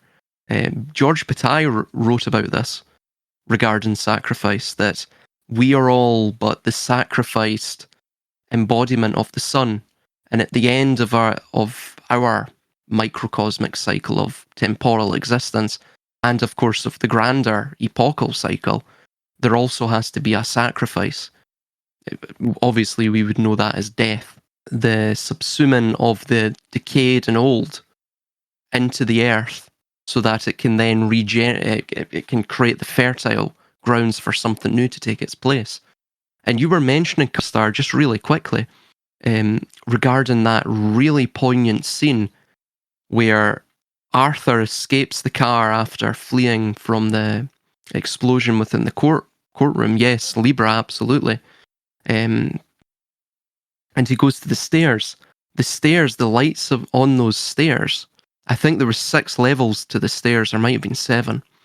And the lights were diagonally placed across from one another. Again, like the descent of energy down the Sephiroth, which is somewhat similar to the 6 of the coil descending downwards. And Sophia goes up past those 7 lights, again reflecting the 7 lower primary Sephiroth, or the conscious elements of existence, and the 3 higher ones which you do not see, which Sophia sort of vanishes into, which of course is the sort of Y principle that we've been discussing of this synthesis. You know, the in the Sephiroth it would be Bina, Hokmah, and Keter. And then below Arthur is the 5 of the police cars. There's 5 police cars, which of course is links with Cassiopeia. There's 5 stars in Cassiopeia. So it's quite interesting that whole scene and how it was set up and everything and filmed. So she almost abandons him to his fate. No, she absolutely abandons him to his fate. Not just figuratively. That is the whole. I think the whole meaning of that scene is that she, once he let go of, because she was counting on the shadow winning, right, and so bringing forth the destructive savior of the world from her perspective. Once that was not going to happen, she doesn't care anymore. She never had any interest in Arthur. You know, he became the little bear again, right? Isn't this similar to this Ursa Major, Ursa Minor? It's similar to these the Aztec ritual of where you make an enemy of the tribe or just a lowly commoner. You allow him to live a year as a king, and then you sacrifice him. So you raise him up, and then you obviously sort of chop him down, if you will, in the most serious and ultimate manner. Is the these equinox points that we're talking about essentially Boötes, Virgo, and the sacrifice, the fall? This is the beginning of the fall, and then we have the Andromeda, Perseus, Cassiopeia, which is on the spring side. It's we've got this male and female aspect on each side. It's like a balance between the two. You were talking about the Perseus having the Medusa head. He actually gifts the Medusa head to Athena, and she places it in her shield and uses it in battle. So there's kind of like this masculine, feminine duality that's played out on both sides of the equinox points. Where and we Athena, have like... Yeah, go ahead, sorry. No, sorry. No, you go. No, I was going to say Athena is the goddess of civilization, right? So That's right. She placing the Medusa's head on the shield is very, very interesting to that, because all civilization, according to the Greek myth, came from Athena, right? So she was the civilizer. Yeah, she's taming that dark aspect of femininity in Medusa and using it as protection. Right. Interesting. It's Right. interesting She's also- as well. She's also the Mhm. goddess of war, right? Yes. And she sits above Ares. You know what occurred in my mind when you were talking about when you mentioned Medusa's head being placed on the shield of Athena, the civilizer. What occurred in my mind is again the nuke mythology, which is a modern reiteration of the ultimate weapon of the gods, right? The ultimate destruction vehicle or tool. And that is interesting because in all accounts of what, the reason for the nuclear issue, let's say in geopolitics and all that, was that all governments that had nukes knew that they shouldn't use it because it would actually be more destructive than anything else. So it was used to have a weapon like that would be used sort of as a shield, right? If you have a weapon like that, you know that you're not going to be attacked just because you have that weapon. You don't even need to bring it to battle, right? Yeah. I don't know if you see anything there or if it's just my mind going. Definitely. I'd say, a nuke explosion is mythologically so bright that you can't even look at it, Right. which is, parallels God, right? A light so bright that no man can stare at it. The same burn out your depiction. eyes. You're absolutely right, Cubstar. Absolutely right. The same depiction of God is the depiction of a nuke explosion. Absolutely. And we have that destructive force where it destroys everything in the same way that God could destroy everything with a thought. Absolutely brilliant. Yeah. Brilliant stuff, man. Yeah. Now you got me thinking. Now my mind is is going on overdrive again and making connections. Would you like to? Sorry, I was going to just mention the Book of Job, where God's wrath is sent on the city, and is it one of his daughters that turns and looks and is turned into a pillar of salt? Yeah. It was yeah. It was Lot's wife. I think it was Lot's wife, not a daughter. I think it was a wife. And there we get the same aspect as a nuclear explosion, right? It evaporate all the water from your body, turn you into a pillar of salt, turn you into stone in the same way as Medusa. And also linking that to what we see with for example, of temperance, right? The waters being passed between the cups. You have other things in that with it's sort of held in a right angle triangle, or again like what we see with Pisces. But even the reflection of Cassiopeia, that the world is caught within this loop, right? The world is almost incestuous in that sense, and it's perpetuation. But you see the same thing with, I believe, Lot's daughters. After his wife is turned into after his wife is turned into a pillar of salt, I'm pretty sure they get him drunk, and then they take turns to, obviously, engage in incest and to carry on the dynasty that way. But that's just, and of course, even Adam and Eve, the daughters and sons of them, all must have procreated together, right?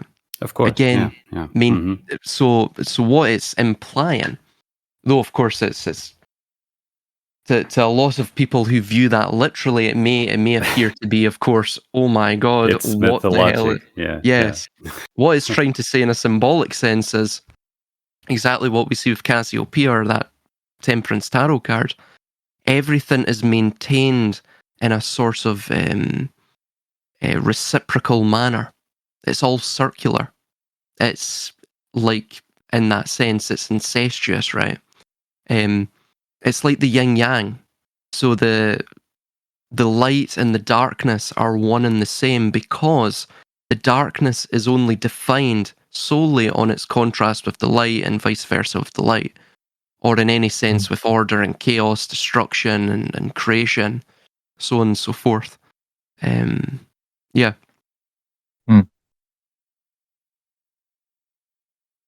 Yeah, very interesting, because in the last episode with Reverse History, we actually touched upon some idea of the meta script going on, and how it could involve the nuke. And it actually brings it back to the triangulation that you were talking about, Cubstar, of the two opposites being united by the nuke under an alien invasion. So it reminded me at the time. It reminded me of the speech by Reagan, the alien invasion speech. You remember that? Where he said that all our differences would be meaningless if we were faced with an alien invasion, something like that. And that could actually occur under the mushroom cloud psyop. You see, it could very well. So you have now the alien invasion in progress, in that sense of in the West, and the two sides are still fighting over it, and I think it will increase. But what happens if a nuke goes off, right? If Medusa gets in the game, let's say, right? The perception, of course. I'm not talking about actual reality, but if the perception of Medusa actually enters the game, right? It's also the plot of Watchmen comic book. Correct. They're heading towards a nuclear war, and an alien creature is teleported into the middle of New York. Correct. And from that, they get the world peace. Correct. And that came a year after Reagan. Well, I'm just looking up now. Reagan that's Alan mentioned, Moore, right? Yeah, that's right, Alan Moore. Reagan mentioned, it is unlikely that the United States and the Soviet Union would cooperate in the event of an extraterrestrial threat, and that was in 1983, a year before Watchmen was published. It wasn't until, I believe it's 87, that he was speaking in front of the UN that he mentioned an alien invasion bringing the world together. So very interesting. Yeah, it seems to have been there in the zeitgeist.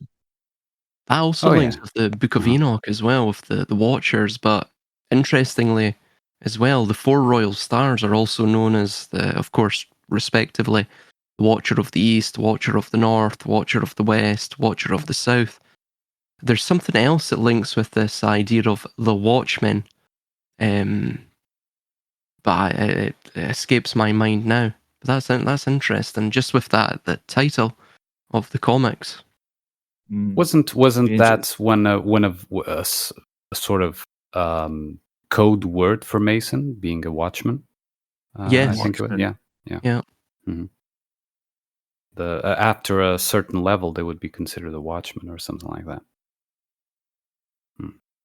Be interesting to do a deep dive on the characters and like the aspects of the characters that make up the Watchmen.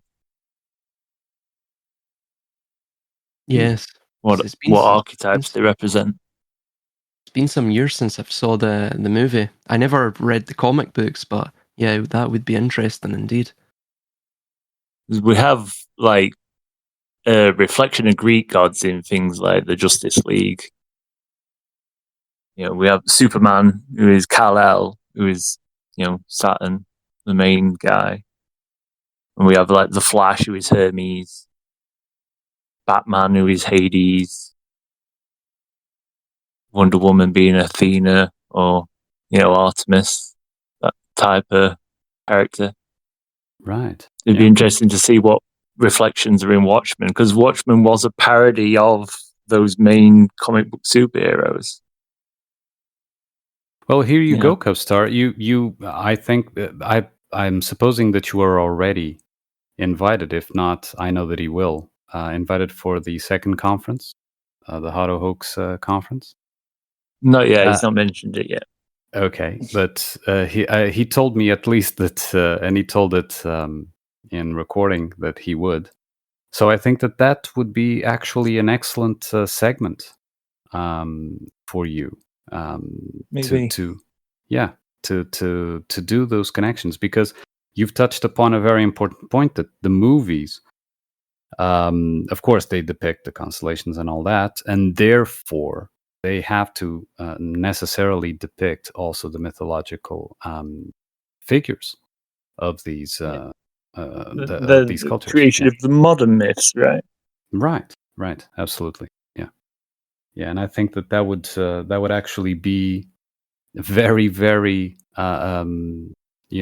interesting, and it would be an excellent contribution to this analysis of these scripts that are being played out. And I maintain the idea that it is the only tool being in place. The actual only tool being put in place is the narrative itself.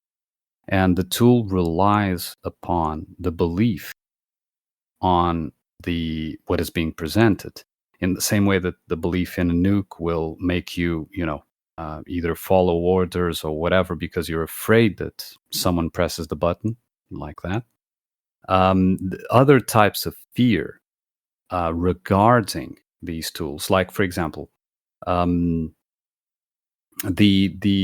ideas that there's just around the corner and waiting to be implemented some sort of mega weapon that even is greater than nuke, or that is whatever,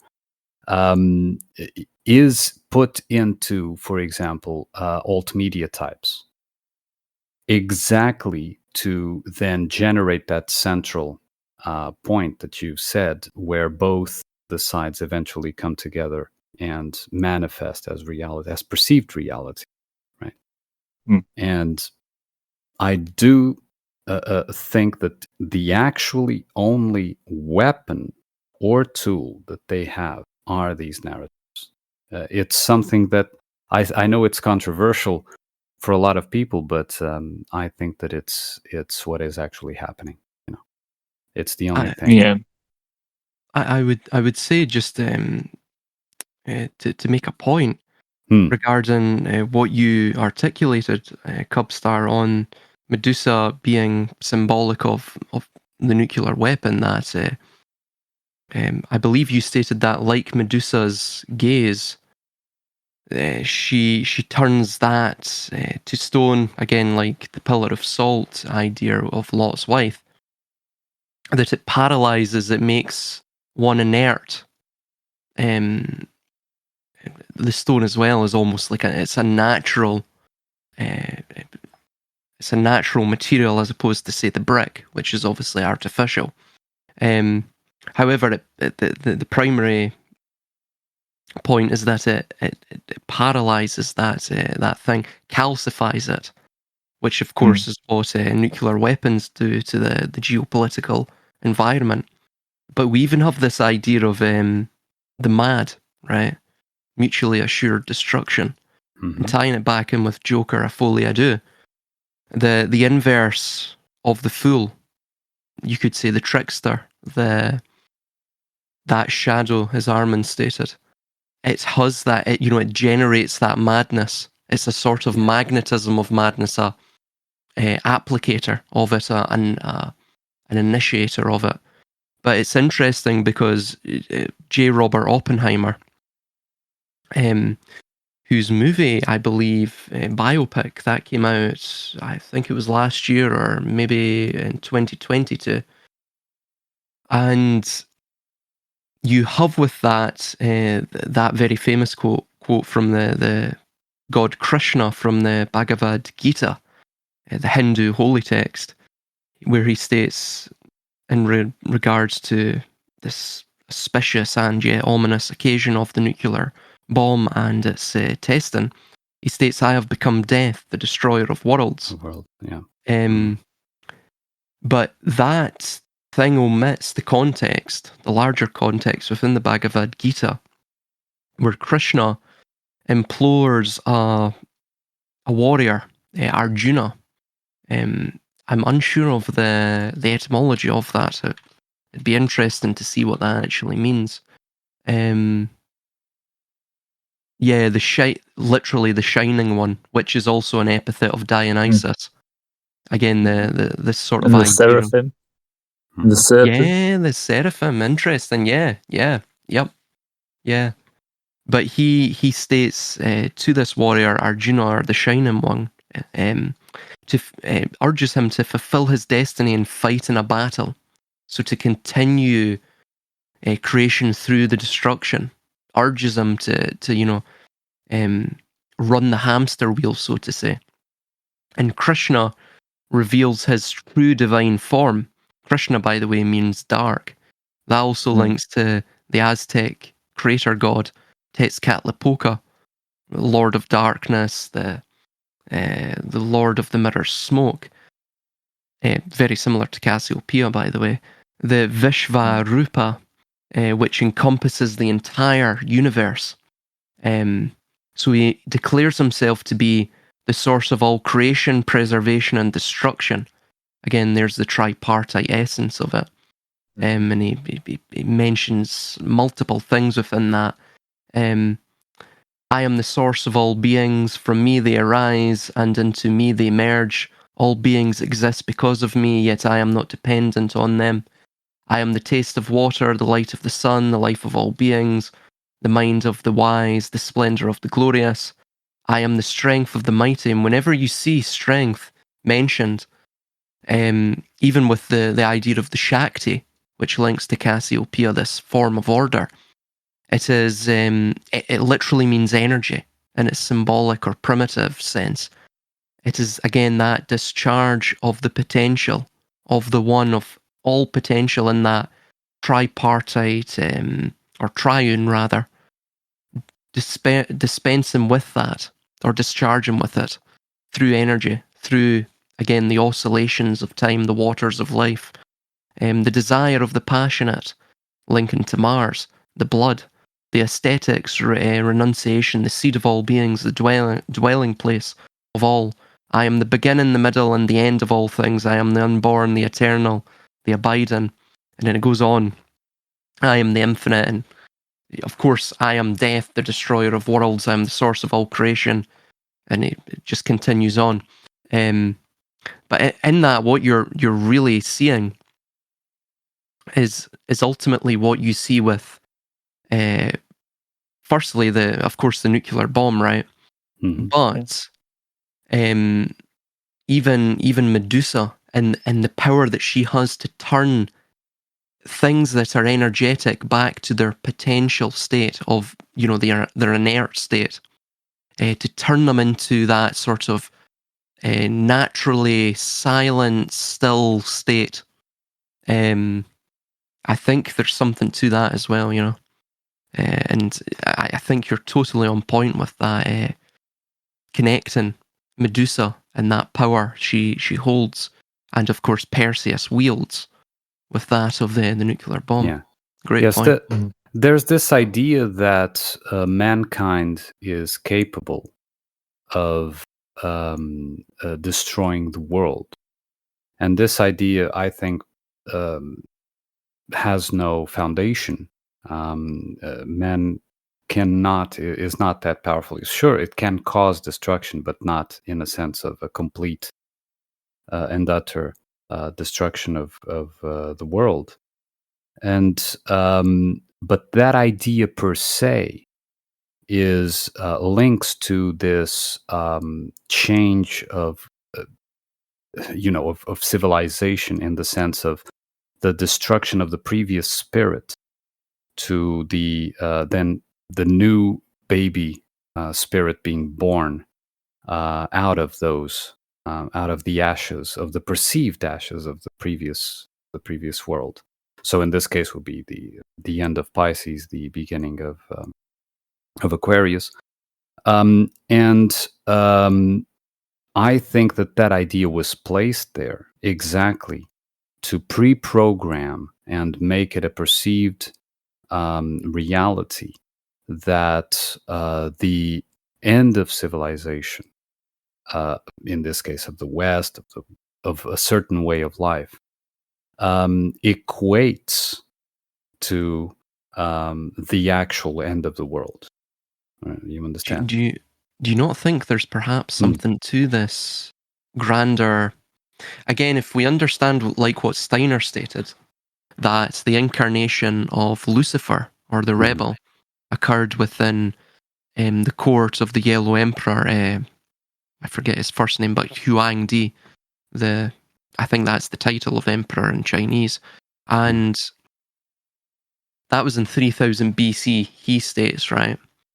And then, of course, there's a sort of numerological pattern here. And then, of course, 3,000 years later, you have the temperance, right? The birth of Christ, or which perhaps could be close to Krishna. A lot of the stories of Christ are quite almost verbatim in some instances to Krishna. And they parallel. They parallel, yeah, absolutely.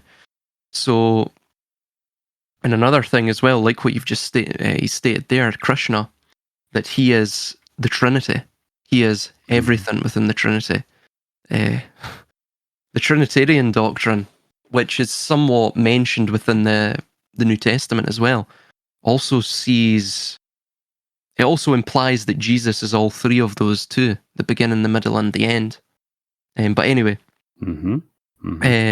within the West, this idea, with Armunn incarnating within the early, I believe Steiner stated, the little parts of a little part will only pass of the year 2000 or the third millennium, where Armunn, this sort of grand scientific deception, this tyrant archetype, will take over, right? This is man. You could look at it in many ways. It links with Aquarius, but it's man in that aspect that believes that he is manifest destiny, manifested in the flesh. He is everything. He holds the keys to heaven, to all power. Right. That sort of archetype. That would occur, of course, from East, where we had the Chinese Huangdi, the Yellow Emperor, Lucifer, that incarnation, to the West. That also appears within, of course, Aldebaran of Taurus, or in that sense Dionysus, the little Zeus, or Ursa Minor, moving to the Watcher of the West, Scorpio. I believe Scorpio is also seen as a sort of mark of death as well, in many aspects. Yes. So that links with Antares. So the West itself is sort of the ending of this grander epoch. The collapse of the West is the end of this epochal cycle of civilization, perhaps. Maybe that's what it's implying from a grander ritualistic perspective.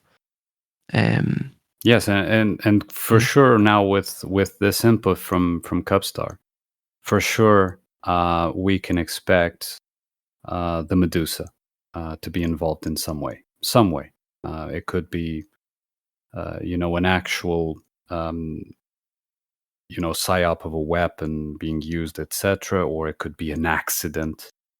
But there has to be a part for it.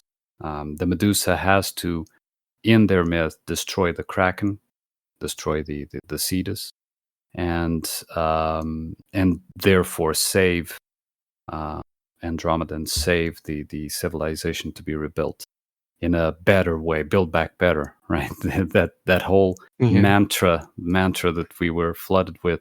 The 666. Yeah. The coils, and then, descend back into matter, recreation. I was wanting to just mention... It's Saturnian principles, right? It's that continual cycle. Right. Yeah. Right. Well, Right. man tries to achieve, well, it's a Luciferian principle that aspect of God is inside man and that we can one day be gods. And we never quite get there. It always fails, right? Yeah. We Yeah, can the never Tower of achieve Babel that. always crumbles. Yeah. Exactly. Which is exactly what we saw with, I guess, Arthur, that he tried to state, again, almost like what Krishna stated, that he is nothing. Because the way perception works is that it has to delineate form, it has to separate out form to thus perceive it properly. So if, again, it's similar to the black sun symbolism, if everything is just combined into one, into a sort of singularity, it just There's no point of appears, view. There's no focus. Yeah. yeah, You it can't appears see as anything. nothing, Yeah. you know, Yeah. because it's so infinite and just incomprehensible. So when he states, I am nothing, it's that sort of, like what you're saying, Cubstar, it's that transcendent hubris of man believing that he can, sort of get beyond himself. That he can go beyond the material. Yeah. Mm-hmm. Yeah. And it always fails. And to make another point, they look to the West as like the destruction. Well, West is where everything sets. All the stars fall to the West. So inevitably, if you're looking to the West, one day that will fall. Everything rises in the East. Yeah. As Biden states, we're going into a dark winter. So we're going. It's like we're falling in the West. They're falling. The West is falling, and it's going into the underworld. Right. Yeah, that's right. Yes, and then around a few years before, you had Winter is Coming with Game of Thrones and that kind of thing. So yeah, all the programming being done. I wanted to mention something, on a hopeful point. This idea of destruction, I think we have a very misguided view of it, and it's disorder or chaos, but that itself is not something that destroys utterly. So, obviously destruct is from the same root as construct. That Latin term struo, which means to put together. Obviously, the con is to put everything together, to build something up. And then the de prefix is to sort of take that apart, right? Yeah. The opposite, the inverse of putting something together, to disorder it, right? To destroy the cohesion. So it's more a devastation, but it's temporary. There will be a bounce back. There will be new life and absolutely, and it is that is circling back a little bit to a previous idea that I mentioned in this conversation, is that is actually organic and natural. It's like, for example, when we talked in the past, and I presented several times about the death of mental characters that is supposed to occur after the context for them has ceased to be relevant for that character to remain. So in a healthy manner, a mental character will, with a strong ego, be able to, my time has passed, the context is no longer in nature, in actual organic nature, is no longer relevant to me. I go back to my, seat or whatever out in the psyche, and will come back if necessary in the future. But it leaves the stage, and that is a death of the mental character, leaving room for another mental character that is more in line with the context. Now, this is an organic, natural way. In an inorganic way, in an artificial way, as it's been pushed, we do see the same. Because when we talk, for example, about the West falling, what we're talking is a cultural setting, and a cultural setting relies upon mental characters that share a certain consensus, right? And it's this consensus that is being demolished, destroyed, whatever you want to call it, so that a new consensus arises, right? And what we see in mental characters that hold on to power, especially due to weakened egos, but that's something that for a different discussion, is that they hold on to their position in the mind. They refuse to leave. They refuse to leave the stage. And they do not, since they miss that authority figure inside the mind, the pure authority figure of the I, right? Saying that, no, your time has come. And that voice, let's say, that intention when inside the psyche makes it remove itself. No, he holds on to his position. That mental character will, even if necessary, try to change the reality and fight the reality around it to remain relevant until there is a point of complete humiliation and defeat and death, actual death in the sense of a suffering instead of a peaceful death, right? There's a lot of this idea of, a peaceful death, die in your sleep, that kind of thing. No, for these characters, it's not dying in your sleep. It's a death with suffering in the script because they refused to leave when the time was there in the narrative that is being presented. And this is, to link back, this is what I mean about imposing an artificial narrative, story, reality even, onto something that is processes that are actually natural. And this is why we buy them. This is why we, not we, those present here per se, but we in general, buy into these narratives because they are copies of organic, let's say, organic procedures that go on. You understand? In life over here. So I would say that it is a devastation of the context that serves as the foundation for a type of mental character, and it will not be pleasant. It will not be pleasant for those that still think that that is the truth. When we say the Western way of life or whatever, it was never true to begin with. And I know this is controversial for many people, but it was never true to begin with. It was just another story that was sold in the past, as this new story is being sold now, right? And sorry, you go, Cubstar. No, I was just agreeing. You go ahead. Yeah. So being a story that was sold in the past, it held for the amount of time that the script writers wanted it to hold, related to the movement of the stars, of course, as we've been discussing. But there comes a time when, okay, now we need to change. And those that go with it are more comfortable because they pass on to the next. They allowed in a copy, artificial copy of the natural process. What they've done is, okay, this mental character doesn't work anymore. It's not relevant anymore. I'll allow it to go, and the new one to kind of step forward, right? Yeah. Sorry, Armunn.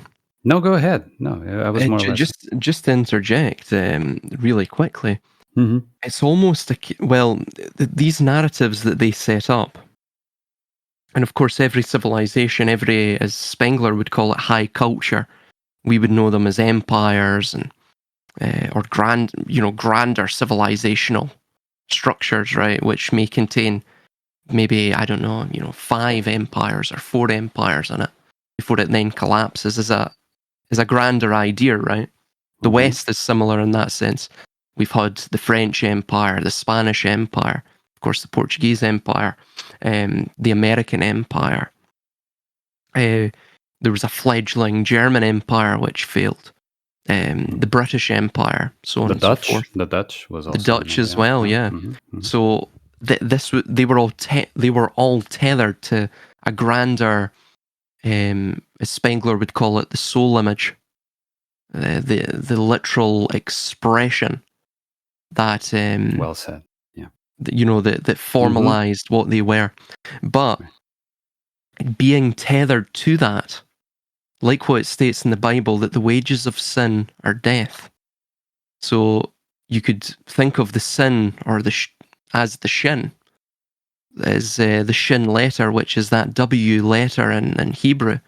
Again, that same tripartite state: preservation, destruction, creation, right? Or what the beginning, middle, end, or whatever we want to view it as. And furthermore as well, the Shin was also the name within Sumerian and Akkadian, I think Akkadian exclusively actually, of the moon god. So we're discussing this. Again, that's the feminine axis, the feminine principle, all linked to fertility, linked to the reflection of the solar sacrifice down into the earth. Of course, the moon eventually, like man himself, believes that it is greater than it is, that it doesn't reflect the light of the sun, but it actually contains its own light.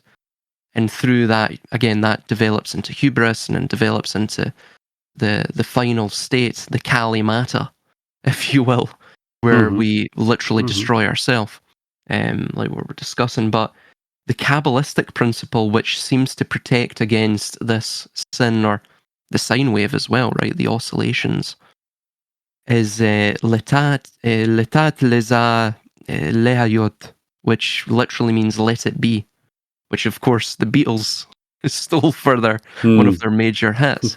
And it's what fiat means, by the way, of fiat currency, let it be. In that sense, what it really is, it's a divorcing from the principle. It's a divorcing from taking a side within the extremes. It's not even becoming the synthesis itself. It's becoming something altogether different. You don't take a side in the thesis or the antithesis. You don't take a side in the synthesis. You simply spectate, and like Cepheus, which from the Greek means gardener, you till the soil, you plant the seed, you understand the way of the world, and you maintain that divorce from it, but you understand its nature, and you use its nature. Of course, you can use it to your own material betterment, but in this sense, you could use it to your own spiritual betterment. To understand who you are, understand your environment better. Yes, that is the organic. That is the organic process that they want to skew, and even the alchemical process. And before, and this is something just merely speculative that I would also like to hear Cubstar's take on.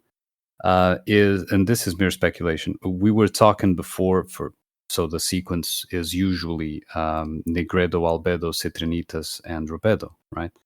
And so imagine, just look at the Negredo of, for example, the first two narrative world wars, right? That was the Negredo, in my view, right? After that came the Albedo, where space exploration was first sort of introduced, and you had the moon landing and that sort of thing, narrative.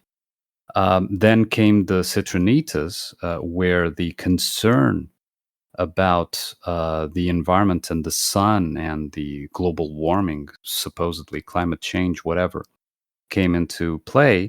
And now we have Mars, which is Rubedo, right? We are now, the current talk is focused on, we go to Mars and that kind of thing.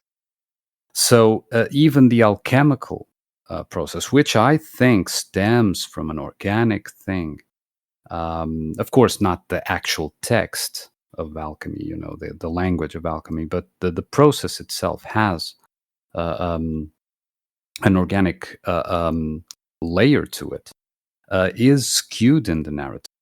What do you think about that, Cubstar? That these decades we've seen like stages of that alchemy, so that it ends in the new world. Yeah, the Mars, the red planet, is representative of this new world that they're creating. Yeah, which reflects also with, say, Aries being ruled by Mars, Andromeda being above that position, straddles Pisces and Aries, but this new beginning that it comes from fire, it comes from being destruction. It ultimately comes from a position of purification. Mhm. The old ways don't work anymore. And as you were saying about the old characters that worked in the old world, well, they're going to have to shed those old characters to be able to move across into the new world. Yeah. We're going to have to develop a new way to be, and the ones that do are the ones that are going to survive into that new world. But this is all just, this new world that they're creating is a fake world, right? Of course. And so we have to put on the masks. We have to put on a different face to enter into the new world, because a new character is needed. Whereas, as we were talking about, Cepheus, the gardener, the people that live in the natural world will never have to change. They're already living in creation, right? And the previous world was they also won't even false. notice the change. Yeah. Man can only destroy the things that he's created. Absolutely. And the only things that we create are fake. They're simulacrums of reality. Correct. Yes, that is absolutely well stated. That is absolutely what I meant by that man cannot cause absolute destruction because he didn't create it. He didn't create the world. He can't destroy it. Yeah, of course. My point, those that live in that natural order are the ones that will inherit the earth. Yes. The meek shall inherit the earth. Yeah. It's like in Joker, he appears as though, firstly, he's hated by everyone. So by that ostracization, he is meek, because human beings, of course, are partially social creatures, but our wealth, our status, our position within society, and of course our survival is all contingent upon the tribe. It's contingent upon it. So the meek, or the hated ones as well. When the closer we get to, that's another reason, by the way, Armunn, that we probably quickened everything, getting to the Joker's murder at the end. They sort of felt rushed, because within the great work, the 4 stages, when Citrinitas comes, that realization, I think, of the moon, though it encompasses other things, but this idea that the moon realizes that it is a self-luminescent, that it has internally, it doesn't just reflect the sun, it has internally its own light. That is immediately after that, you then have the Rubeda, because it's like a thought, a spark that lights a fuse, if you will. Right. We're on this discussion of bombs, but I personally equate Citrinitas with the sun, and I equate Albedo with the moon. I went into that in a video I made, a contemplation video I made years ago called Alchemy, actually, where I treat alchemy as the process within a momentary contact with something in the context around us, right? So the first is there's a sort of negation, which is the negredo. Then it goes into the emotion, which is the albedo or the moon, right? Then it goes into the intellect, which is the sun or citrinitas. And then if it went through the whole stages unscathed and it didn't stop, it can go into the rubedo, which is actually the spirit, so the actual essence, let's say. So the actual, if you could say, you know, the essence as this realized, pre-existing, always existing, not even eternal, but, you know, infinite. You could just interject. You could visualize it as the Citrinitas, or the yellow rays, the Keter radiating out from the red of the sun. I've seen that. In fact, the Splendor Solis does something similar in the 22nd plate. You know, so the thought would be the radiation of it, for, you know, the discharge of potential in that sense. And the red is that. I've looked at the plates, and I sincerely, I don't know if I'm having, joke aside, a Mandela effect here or something, but I do remember seeing those plates differently. So there's a few plates I remember being different. I don't know if it's just that I haven't, because I looked at these things about a year back or so, but I don't know if it's just I have a different perspective now. Do you know those? Do you know those plates, Cubstar? No, I don't. I heard you talking about them in the last talk, and I've been meaning to. Okay, can you post? I don't have the link here at hand. Can you post, Silas, please? Yeah. And I'll also include I think I included in the previous conversation as well, but I'll include in this one. Oh, I was going to mention as well, of course, the colonization of Mars links with the Rubeda, or the desire for it. But the Albedo you were mentioning regarding the moon, the exploration of the moon within what was it, Apollo 9 or Apollo 11 or something. That's very interesting as well. Of course, Apollo being the sun god, 11 as well, an interesting number to say the least. But like what we were discussing, I think you brought it up, Cubstar, the 11 days between the solar and lunar calendars. I didn't know that. So that's very interesting. But the albedo, of course, is the color of the moon, one could say, the whiteness. But I believe within the Splendor Solis, and some of the interpretations of it from other later and contemporary alchemical writers, it's the Eros Gamos, the divine marriage between the anima and the animus, which is in a sense, the feminine part of the unconscious or the potential, and the male part of the unconscious or the potential. It probably, thinking on it now, that probably links to Cassiopeia and Cepheus, perhaps, with the idea of the royal stars all pointing to them. It's that sort of principle of the discharge. So the Y principle, it discharges out into its dualistic aspects, I guess. Order, chaos, all of these mutually complementary paradoxes. But yeah, very fascinating stuff. Well, guys, I think this was really, really interesting. It was really a pleasure to have you here, Cubstar. I hope you can return someday. Thank you very much. It's been great. And I hope you do present your findings on the next conference. I think that idea of, breaking down the archetypes, the mythological archetypes in Watchmen would be really, really important, because we do see it in culture, and basically everyone has access to culture and knows about these movies and comic books and these universes that they built. So it would be a great correlation there. If I can find time to do it, I'll definitely crack on.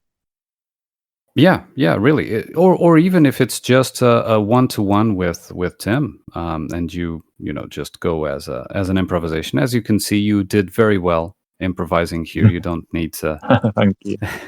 You are a natural at this, and when you know your stuff and you do, things just come out naturally, and you don't need to worry about anything else, man.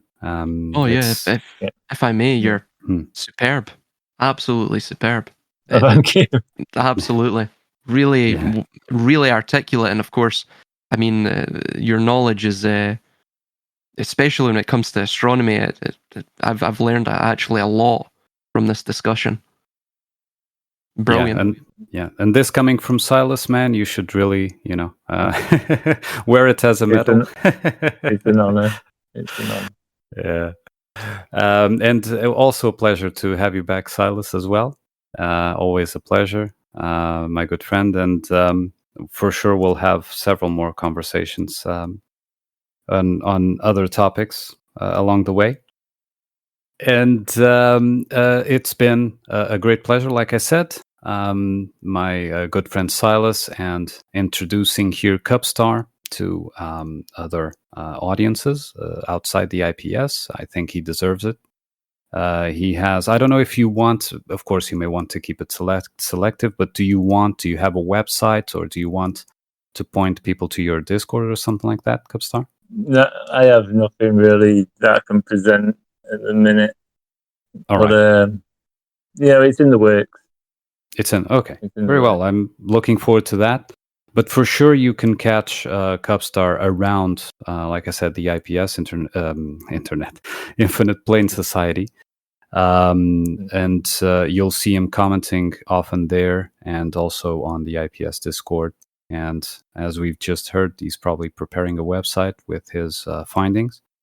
It was a fascinating conversation, and I hope to find you all here listening the next time. Thank you. Thank you.